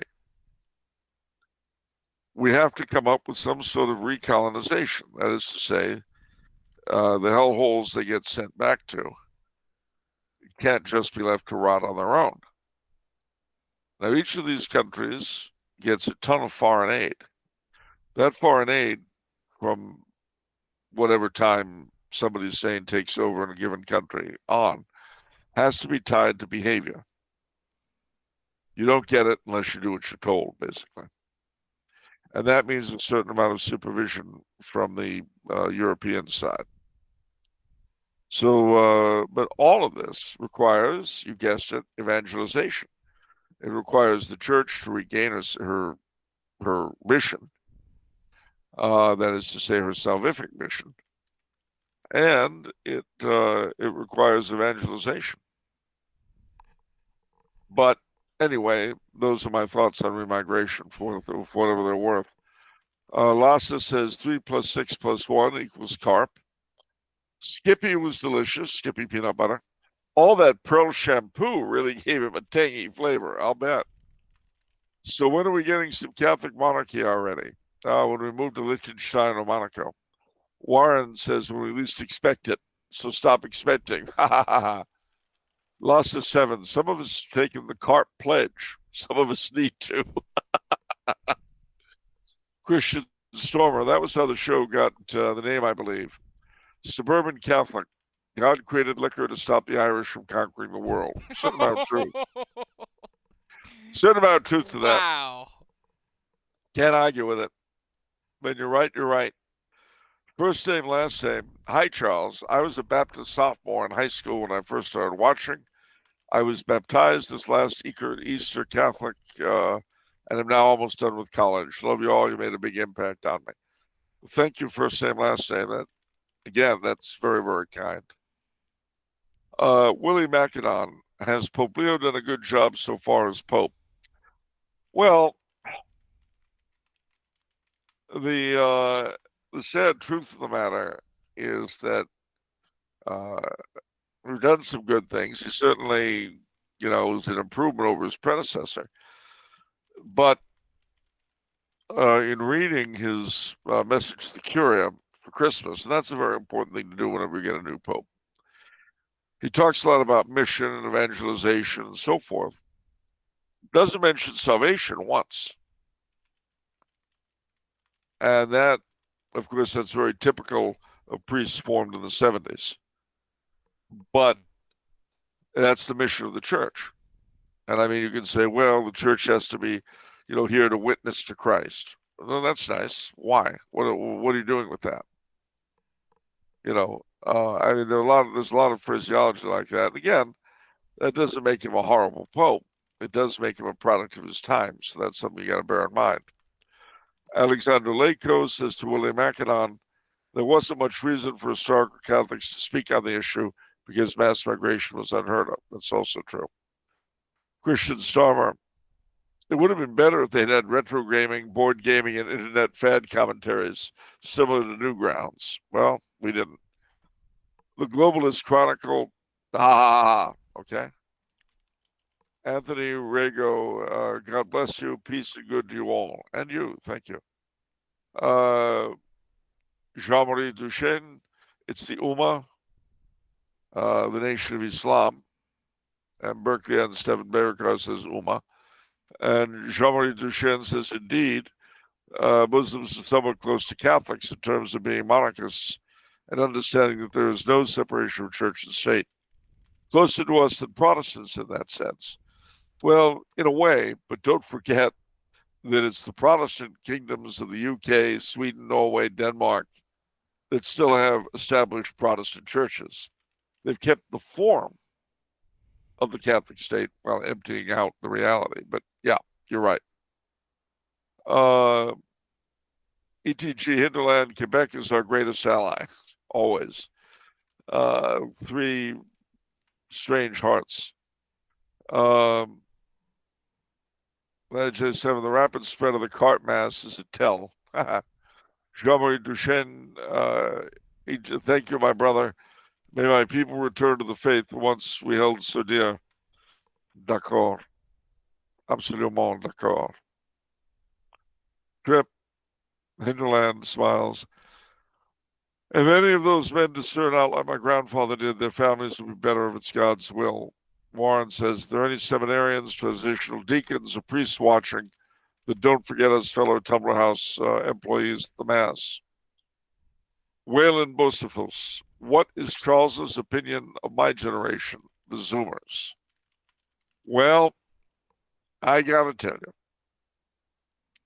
you, they can be the most frustrating of the generations I know, and they are the ones in whom I have the most hope.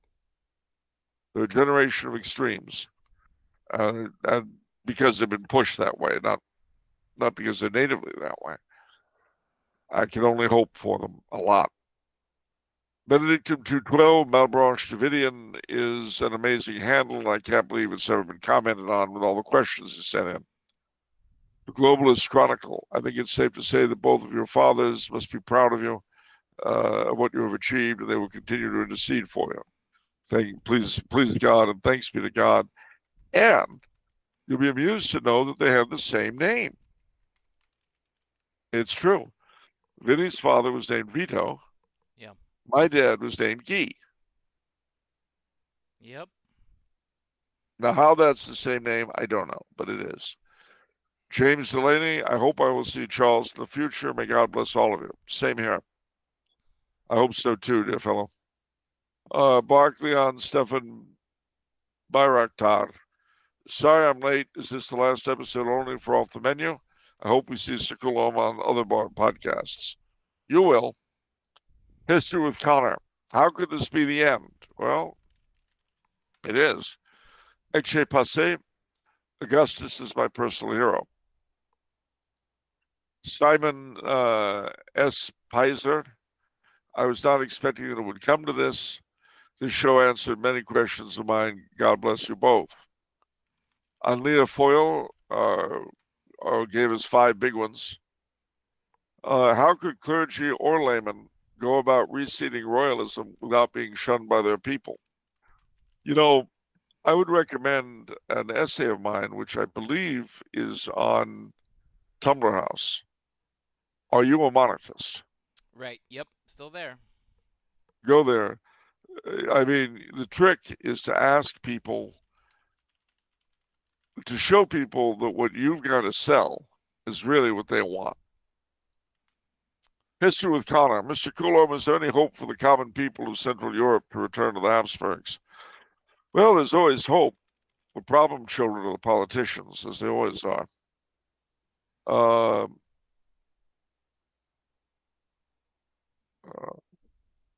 where'd you go? Oh, man.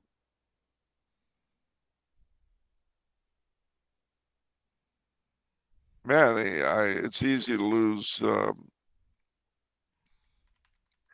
It's easy to lose the. Boy, there's so much here. Here we go. Ontology intensive.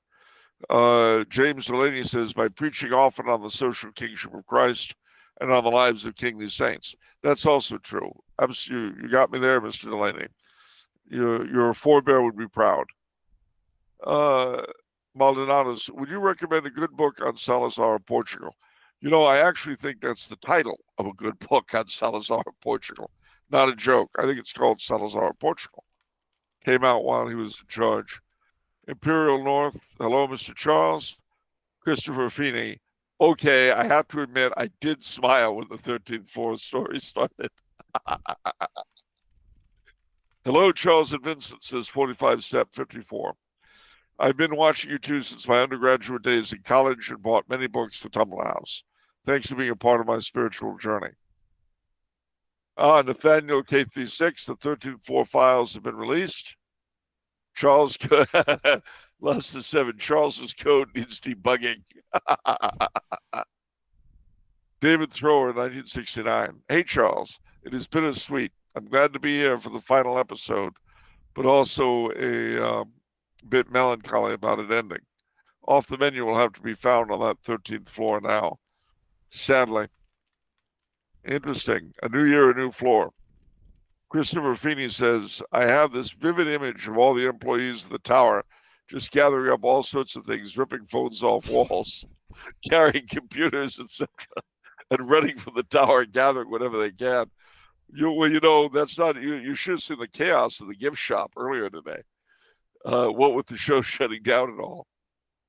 Roy Ways, you go to the lobby, Imperial Road, any elevator music. David Thrower says the 13th floor may be the solution to the mystery of the commissary mackerel submerged in tomato aspic. Does the 13th floor have the bathtub carp? Possibly. Good job, gentlemen. I hope we still get to send in questions to the new show. You will, actually. I think one of my favorite parts is from episode 216, Big Almond is lying to you. And it could conclude with, I think this was a really good episode. We had a lot of laughs, a lot of interesting topics today. I had a lot of tears. We laughed. Thank you for everything, Mr. Coulomb, says Hank Idjita. Merry Christmas and God bless you. The Globalist Chronicle. We cried, we made mistakes. Yeah, it was terrible. It'll never be that way again. But isn't it wonderful? Happy days. Well, I'm trying to cram all the emotions. Every floor has a bathtub carp. The 13th has 100. That is, if it existed. David Thrower, Alex Jones would say the 13th floor is a creation of Big Almond. I can't eat almonds anyway now due to new dentures.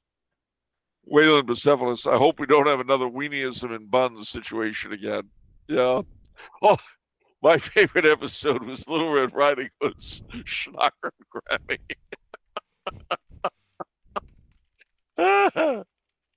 Love your work. Help me get out of the mud of modern politics. Also, David Thrower, also, it's been good to have a connoisseur of good music like you, Charles, although I prefer Freddie Martin rather than Lombardo, but I like both. Daniel, I first discovered you gentlemen around episode 220 and set myself listening to the whole backlog the next few months. I miss you both terribly and look forward to seeing you ever and anon. Superfan Anita here. I will really miss Off the Menu. Charles and Vindy introduced me to Blessed Kaiser Carl, Father Baptist, and helped me get through the Amazon Synod and COVID. Hmm. Sad we won't have. Yeah. What's that? Yeah. Sorry? No, thank you, Anita. Yeah. Yeah, thanks so much. AP Giordano says that's Andrew Giordano for his fans. Sad that we won't have a Guy Lombardo New Year's Eve pre-show live stream this year. Well, you're probably going to get Old Lang Syne in a little bit. Don't you fret. Will Pope Leo create a carp right? Probably. The prevalent right in the old New England. Hello from Gustavo Suarez. Hello from Brazil. Hail the two Pedros, the first and second great monarchs. Do you have any interest in Brazilian history? I do. And I'll tell you what, I just saw both Dom Pedro and Dom Miguel in Lisbon in the Royal Pantheon in San Vicente de Fora. Charles and Vincent from Big Gator Caesar, have a happy and blessed New Year. Thanks so much. Christoph Fellner.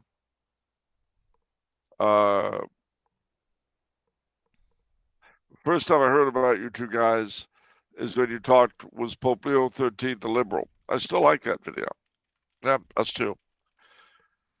Tumblr House put up, are you a monarchist? Happy New Year to everyone here. Remember to raise the glass to Charles and Vincent. Please do. Here, the Irish are Daniel Levine says the Irish are clamoring for new episodes of Off the Menu, streaming live from Jamie's cottage. Well, we'd probably have to do it in the current owners. Laura Anderson, I didn't cry. I don't cry. Bigger Caesar, the Captain Kangaroo COVID episode. Diego Aguilar, thank you, Vincent and Charles, my favorite duo. At least I can say I knew a papal prisoner and a mob boss. I mean, renowned businessman. Thank you and God bless. Hinterland, someday will be the last upload. Someday will be the last off the menu. And someday the last soul you save may just be your own. Well, that's true. Suburban Catholic, in case anyone didn't know, I'm Andrew from New Jersey. Thank you, gentlemen, for everything. God bless.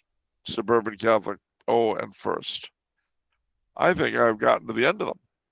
Hmm. Oh, no. Kelly Manano says you are always welcome for merriment here in Canada. Merry Christmas. Thank you very much, Kelly.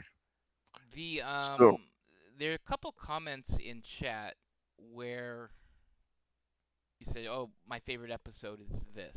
Um, and so one of the things that I try to do in naming the episodes is if there was a moment in that episode, name it after that moment. yeah, And because I did that, I actually, while you're talking in chat, I actually just listed down all of those episode names that had moments. And if you guys don't mind, I would just like to read them because it's a lot. And so the more episodes of the show you watch, the bigger the fan you are, the harder this is going to hit. Um, so let me just go down the list. Cottagecore and Dark Academia. Product 19. Bozo No No. Gift Shop. Separation of Mouth and State. Jobs for the Boys. Cincinnati Chili. Captain Kangaroo's Smash and Grab. That was a good one. That was one of my I favorites. was. Annoying Broads. Girly COVID Parties. Age of Aquarius. Big Almond is lying to you. Now that is true. Yeah. Monophysite New Jerseyites. Are you done being creepy? Never, never. Creepy has yet to begun to fight. Passing the savings on to you. Pension fund. East side of Chicago. Papal prisoner tells all. Igneous Americans. Mr. Cacciatore. Officer Clancy. President Capone. Christmas Carp. Rococo train station. Yeah, I remember that. Cis heteropatriarchal. Stealing prayer intentions. Chaotic neutral. Lucky rabbit's foot. I was not a fave. I did not like that one. Cost sharing program. The Warren Harding Memorial. Weenie Central. The man who shot Cthulhu. The man who shot Cthulhu, he shot Cthulhu. He was the bravest of them all.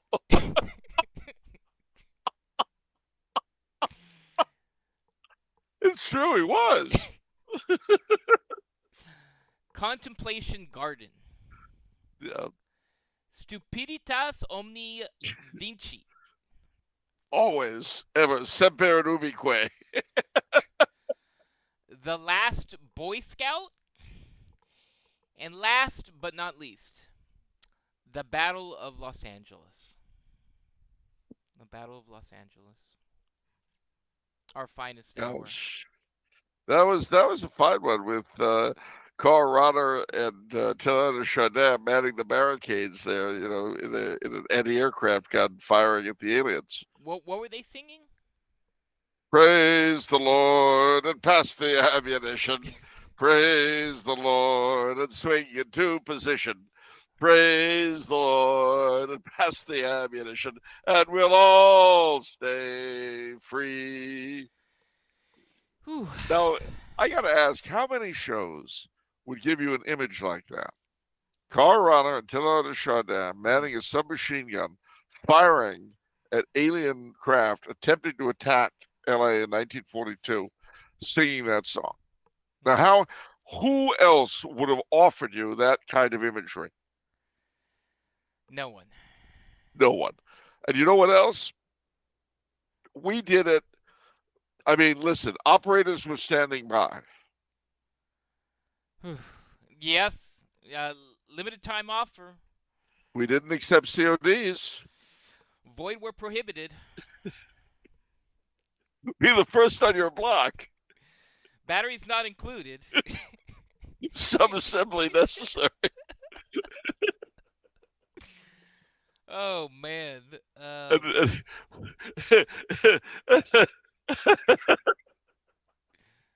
forget Summer House products being delivered tied around a rock oh, and a brick. thrown through the window. A brick and thrown through the window. Yes. That's right. Got the point across. Maybe you want to order some in a more conventional manner for your friends. That was the message. I tell you what, when people order from the bookstore now, some of people ask for the brick. They want the brick. They want You the send good. it via brick. Well, you know what it is? It's when they're ordering gifts for their brothers-in-law. Well, their mothers-in-law, you know. Oh. Oh gosh, man, we had some good times. It was pretty crazy. Oh gosh, let's see what else we got here. More boy, look at more people have appeared. Wow, that was really quick. Uh, let's see. Kellyman, Dearman says going to miss this duo. Imperial North, Merry Christmas from Illinois. Thank you, and to you. Christoph Elder, in all seriousness, all right, Christoph, I'll be serious. I think Otto von Habsburg did a good job bringing the Habsburgs into modernity. I disagree with him on Dollfuss, though. Huh.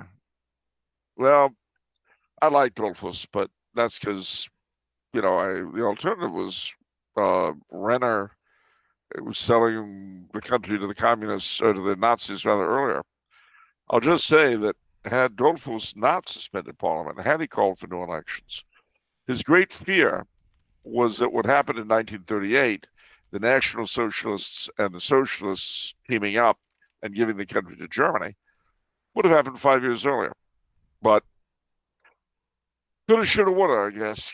But anyway, I appreciate that, Christoph, and God willing, in the flesh, we can debate and tease all this stuff out. I really think that Otto, though, you talk about a very hard road to hoe. I mean, it he was a great man. He was a big influence on me. I corresponded with him from the time I was in high school till he died. But I wouldn't have been in his shoes for all the tea in China. Mm. I think that he and Franz Ferdinand are kind of, fighting for the title of greatest emperor Europe never had. Mm. ETKG Hinterland, the closest Sacred Heart emoji. Oh, I see. I get it. Thank you. Is that book on Salazar by Michael Derrick? That sounds very familiar. Let me just make sure I know what I'm talking about. We'll go to Wikipedia, the source of all truth. Yes, you're absolutely right. It's Michael Derrick. Yep. He, he was really Portugal Salazar. Yeah, that's he. Okay, what else we got? I watched the show JSTHE. I watched the show on and off since 2020, and was saddened to see the show is ending. I will always consider it formative in my life. Thank you both, and good luck in all future endeavors, rather. Thank you. Ha! Archtavi, so long, and thanks for all the carp. Good reference. Yeah. Love the Dark Academia. So did we. David Thrower, 1969. As an 11th grade theology teacher, at a Jesuit high school in Baltimore. Do you have any advice for dealing with a campus minister who thinks he is Che Guevara Jr.? Uh, Hmm. well, that's a good question. And what I would do is bring it back to the question of salvation. Why are you doing this? Why are you doing it? If you're not doing it to save souls, then you should join the Revolutionary Communist Party. Hmm. Big Gator Caesar, Charles was to Vincent as Tim Conway was to Harvey Korman. Wow, that is praise. Thank you. Vinny hates annoying broads more than anyone I know. That suburban yeah, that's very true. And from one, this is a sad day on the level of the last Johnny Carson show. Well, thank you. That is touching. Someone here with technical skills, says Dan Devine, needs to make a compilation of all the best Tumblr House moments. It's interesting you mentioned this, Dan, because we were talking about it. But God, you have to sit through all that stuff. Man. Um, Suburban Catholic 5010, goodbye, Friendship Simulator. Dan Devine, redemptive stupidity. Yes, yes, I remember Hmm. that. That stupidity is redemptive. Christopher Feeney, yes, JMet 1. Globalist Chronicle, there needs to be a best moments. Yeah. Father Christopher Feeney, that's who this is. It is like the ending of the Tonight Show with Johnny Carson. I think I listened to all of those episodes. I only became less regular as a listener in the last year. Oh, don't forget the Coulomb Home for Distraught Celebrities. Yeah. Oh man, yeah. Um, let's see. Gosh, where are we going? Man, these things just come flooding. We're going to be shutting down in the near future, gentlemen, ladies and gentlemen. So let me. All right. I have a couple more Go. things. All right. Um. Uh, I think the 13th floor is speakeasy where you need to request a Tom and Jerry with a tequila and Ovaltine chaser to get in. That might be. Oh, and we are waiting, the Globalist Chronicle, we are waiting for the scandal in which Charles would hold a press conference clarifying the situation. I love that reference. Yeah, absolutely. And I would explain that I don't know anyone involved, and I want their help in clearing my name and ending all the rumors and innuendo. Merry Christmas and happy days, happy holy days to both of you from Palissimos. Tristero, just tuned in. Is this actually the last episode or was I clickbaited? Real thing. Ooh, good. Lassa 7. The brick thing is creeping masonry. Very good. The Archive Coulomb talks is some of the best stuff on YouTube. To Charles and Vincent Tears. Tumblr House had to cut back on the bricks as a way to save costs. Oh, and you point out, yes, this is the last one. Jake Damboise, Merry Christmas, gentlemen. Thank you for years of sanity instead of insanity, gentlemen, says Robert Rooney. Tristero says, hey, if you did clickbait, I, of course, wouldn't hold it against you. Love you guys. I've been a fan for a year, and this show is integral to the growth of my spiritual life. Potato 89. Among Napoleon and his brothers, which of them came the closest to being a model king? I have a particular interest in Joseph Bonaparte. I'm from New Jersey. Well, Joseph lived there and in New York. But I would say probably Louis of the Netherlands of Holland, because he was so devoted to the interests of the Netherlands that his brother deposed him. Otto was a convinced European and speaker, European Parliament. He sure was. E.J. Hinton said many thanks to the memes. Warren says we've got to tap out. Don Vincenzo. Let us have one last truly off the wall esoteric question, like ordering a chow mein sandwich at a pizza joint. Well, I would do it. And even as a socialist, I admire Otto for that all. Well, you're well to do so. Warren says, may God hold you in the palm of his hand. Imperial North says, another legend on the end of Route 66. Lady Rotha says, off the menu, sanity, urbanity, and hilarity. You'll be greatly missed. That's very sweet. Thank you. Oh, thank you for this. Thank you so much. David Thrower, 1969. What? No Twiggy? Yes, feed Twiggy. Oh, what a boomer Feed. reference. Yeah, thank you so much. Polissima says, Charles says you should join the Communist Revolutionary Party in the final episode. That's it. Mask off. Imperial North on the journey home. Very good. Christopher, all the best to Vincent. May he be the Charles Coulomb to a future generation. Oh, Uh, Thank you. Thank you. Vincent, tell us all about your endeavors so we can stay on top of it and support you, please. Please do. yeah.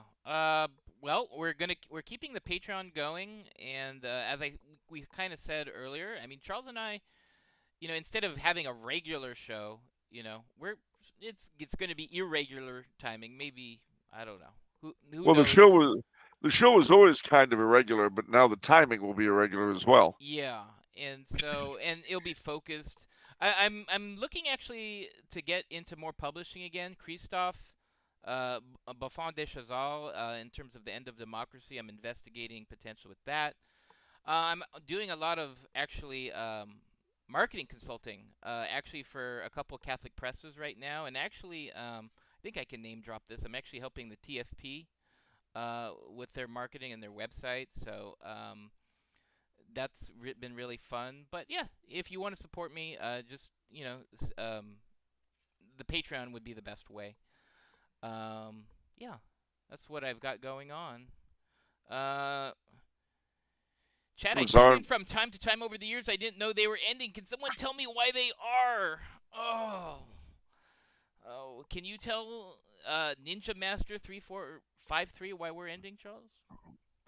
yes, I can indeed. We're ending because the Manicotis made us an offer we couldn't refuse. No, no, no, no, no. That wasn't it. No, it was a combination of things. We actually began talking about ending it in the summer because, well, not to put too fine a point on it, Vinny has a lot more pressure at home, at work, on various things he has to get done. Yes. Um, and then I was made an offer I couldn't refuse, literally. Yes. Uh, so the two of them together kind of kind of doomed it. Um, I mean, you gotta bear in mind that Vinny did all the work, and I can't emphasize enough how much work it's been, and the fact that he was responsible for the thing in the first place. It was his idea, Yeah, and that it's hmm, hard doing that on Saturdays. I mean, you basically like half your Saturday's gone, and yeah, that gets hard to do. I mean, to have a normal day job. Well, I do live the high life with the caviar and the top floor tower type lifestyle. So you need two jobs, but yeah, it's tough. yeah. So you put it all together. Um, so we are where we are. We'll see how things go, both with Tumblr's continuance and with Pelican. One thing that's certain is that both of us are certainly remain as dedicated friends as ever we were, and as dedicated to the cause as ever we were, and that's important to bear in mind.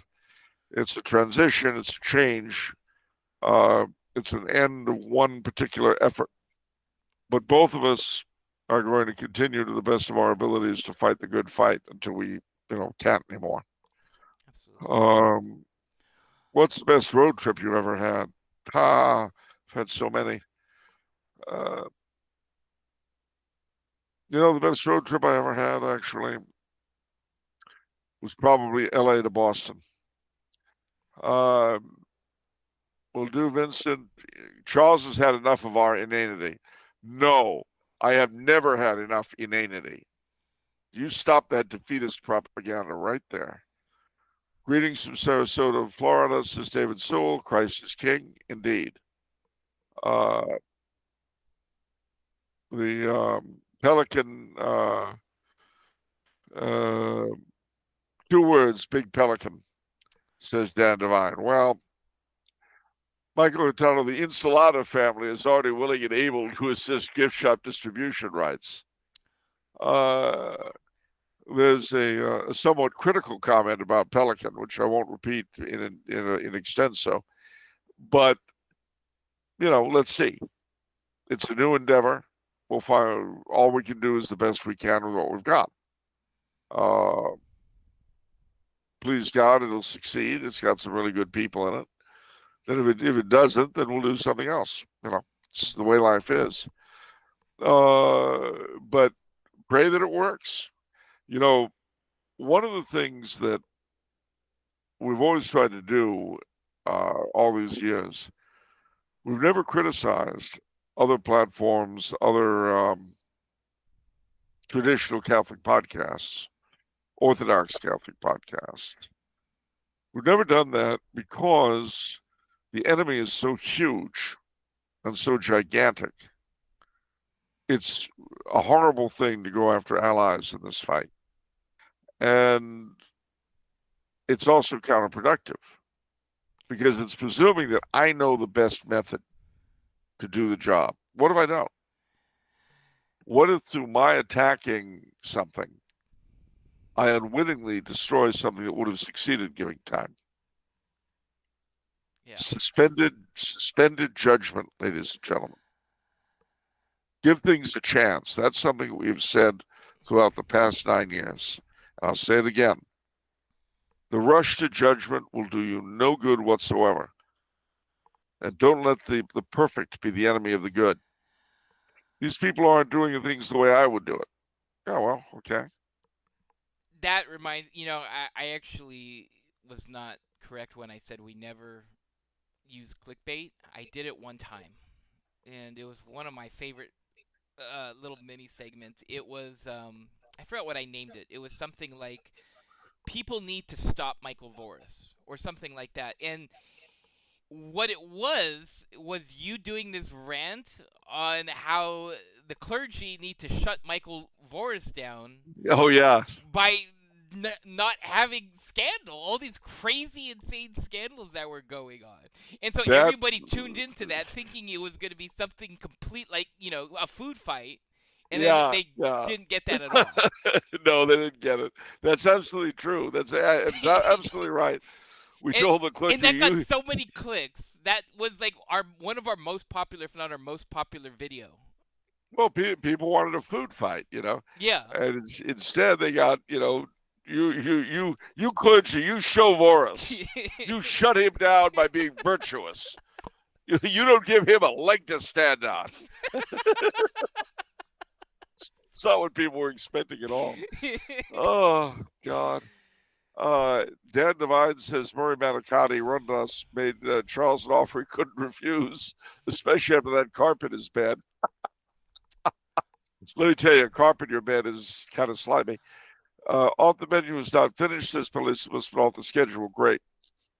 Even once a year would be greatly appreciated. Perhaps it'll allow for more long-term reflection. Well, you never know. Diego Aguilar says, off the menu and its colorful cast of characters, Oswald Dupree, Officer Clancy, Tyrone, the bricks and the carp will not be forgotten. I hope not. French Donut says, thanks for being the best Catholic podcast. Thank you for saying so. I do want to Jean-Marie read. Duche. I do eventually want to read two more comments from two more patrons eventually when we're done.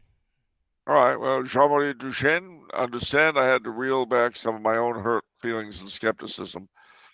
Oh, yeah. Jean-Marie, mon ami, c'est un grand problème pour tout. Pour moi, pour vous, pour tout. It's a huge problem always. Anyway, Dante says St. Gregory the Great went to heaven, saw his mistake about the angelic hierarchy, and laughed. The Globalist Chronicle, I was thinking about that. It was perfect. It was the bishop should put, yeah, French Donut, laugh out loud. It was the bishop should put him in his place by not being corrupt. Yeah.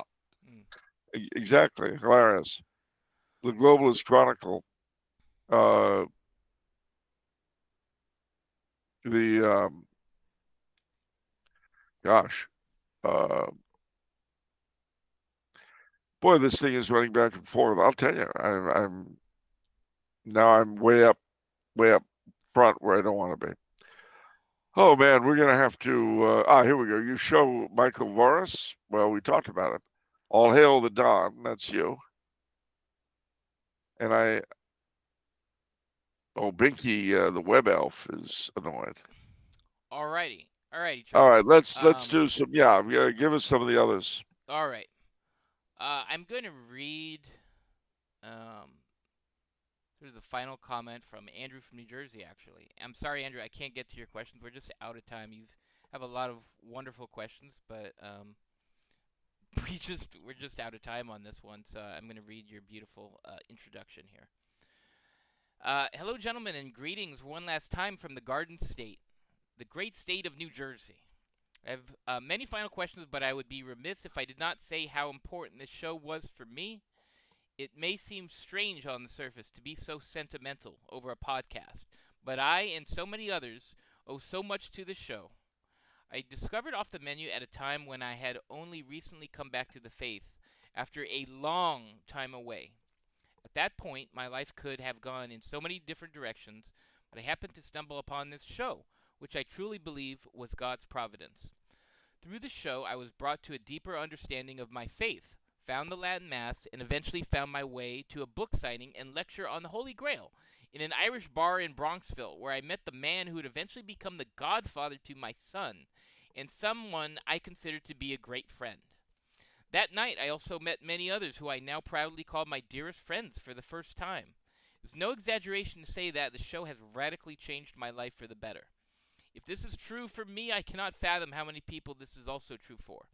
Thank you, Vinny, for standing in for us. I always felt that Vinny represented all of the listeners, and as we learned from Charles and grew as people, we also saw Vinny grow and become the man he is today, which is an example for any man to look up to.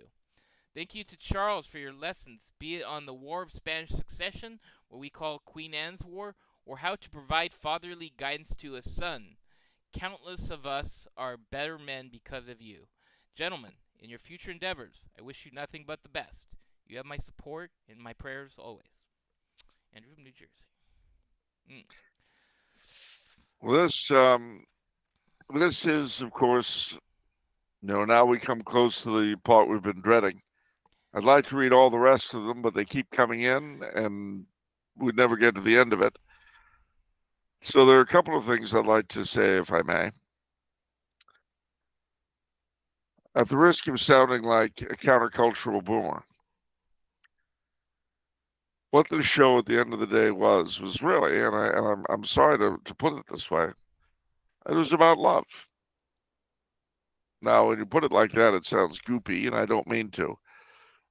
But what we tried to get across was love of God and all the great things that He's given us, the church, our families, the family in general, all the wonderful places across this globe that uh, divine divine providence and human ingenuity have put together. Even the Paramus Mall in New Jersey, but the places we made reference to, uh, the places all of you guys come from. One of the things that we always emphasized was to love where you're from. Love the place you come from because it's where God has put you. Love the family you're from. Love the country you're from. Always bearing in mind, of course, that He put other people in other families and other places and other countries, and they quite rightly should love theirs as you love yours.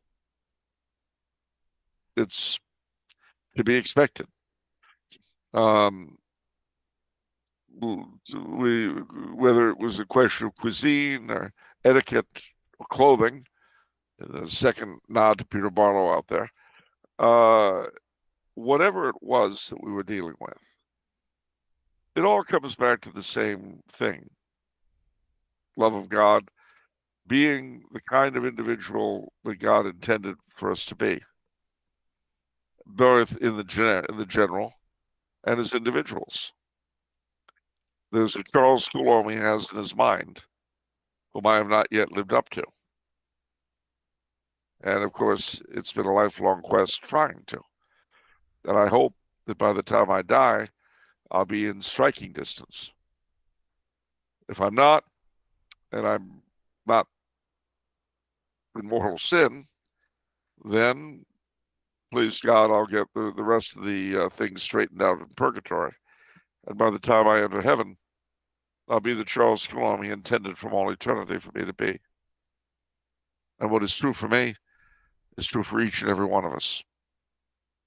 So solidarity is something, we've always tried to push, helping each other out, trying to stay sane inside insanity, not giving in to the pressure to go cray cray, which is omnipresent, and behind which at the bottom is the devil, who wants us, as we've said so many times in the past, to be like him, to hate and to despair. That that is what he wants, and that is what we've done our best all these 9 years to oppose. And I pray God that both Vinny and myself individually and all of you will continue to do. I'll shout out also to all you Jacobites and Tories and Carlists and Miguelists and Integralists and Legitimists and all the rest of you often accused as LARPer people. God bless you all. God bless all of you Catholics. Try your best in difficult situations. Remember that there's no one size fits all for any issue except sin. There's the one size fits all for that, which is don't do it. But everything else, try to show patience with your brother. Try to be charitable. There's an old saying that liberals generally lose their souls for sins of chastity, against chastity, and conservatives generally lose their souls for sins against charity. Hmm. Uh, that's in a Catholic context. Um, so I just would say, ladies and gentlemen, I will miss this show a great deal. I'm certainly going to miss my weekly joustings with Vincenzo here. Hmm. Um, I won't miss some of the things left on my doorstep in the middle of the night. I could always have done without those. Uh, I've I've done my best ever since Great Uncle Giuseppe was alive to be a guide and an ally and a friend to the Franchini family. Hmm. As he told me, you know, in the beginning it was that or have broken legs. Now it's become a a work of affection and love. Yes. I've grown into it. So the threats, they haven't been necessary for a long time. It's kind of Stockholm syndrome, basically. Yeah.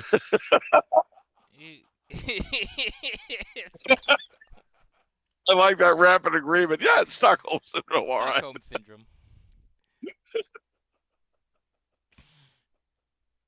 But no, on the, honestly though, we've had some great times. I mean, some of the running gags. Where would we be without the great Billy Joel, who is like an attendant deity in this thing? Yeah, that's true. Sergeant O'Leary is walking his beat. By night, he becomes a bartender. He works at Mr. Cacciatore's down on Sullivan Street, across from the medical center. Yeah. Ah. Good old Billy Joel. Hmm. Well, anyway, my last word, then I'll ask Vincenzo to make some, is that you know keep up the good fight, keep the faith. Don't let the batas grind you down. Hmm. Alrighty. And I guess with that, there's only two questions left. Before the Oh, questions, before there's the question. something we need to do. Okay. There's something we really need to do, both because of the show itself and the time of year. What? You Oh, know. oh, right, Old Lang Syne. Yeah. Now, Okay. good old acquaintance be forgot and never brought to mind. Should old acquaintance be forgot and days of old lang syne? Poor old lang syne, my dear, poor old lang syne. We'll take a cup of kindness yet for days of old lang syne. God bless Guy Lombardo. Hmm. So now, but that having been done, what was it for 9 years if it was Monday? It was off the menu. And what is always the case, off the menu or not, rain or shine, good times or bad, about the soul you save? It may be your own. God bless you all, ladies and gentlemen. Keep an eye out, and we'll be back with some sort of special event. Uh, you wanted to do that thing about the Callahan sausage tasting deal in Teaneck, New Jersey. You know, they're going to do this big contest. Yeah. You wanted us to you wanted to cover that, right? No, Charles. No, I don't. All right. Well, maybe it'll be something else. It won't be that. But anyway, keep your eyes out, ladies and gentlemen. God bless you all.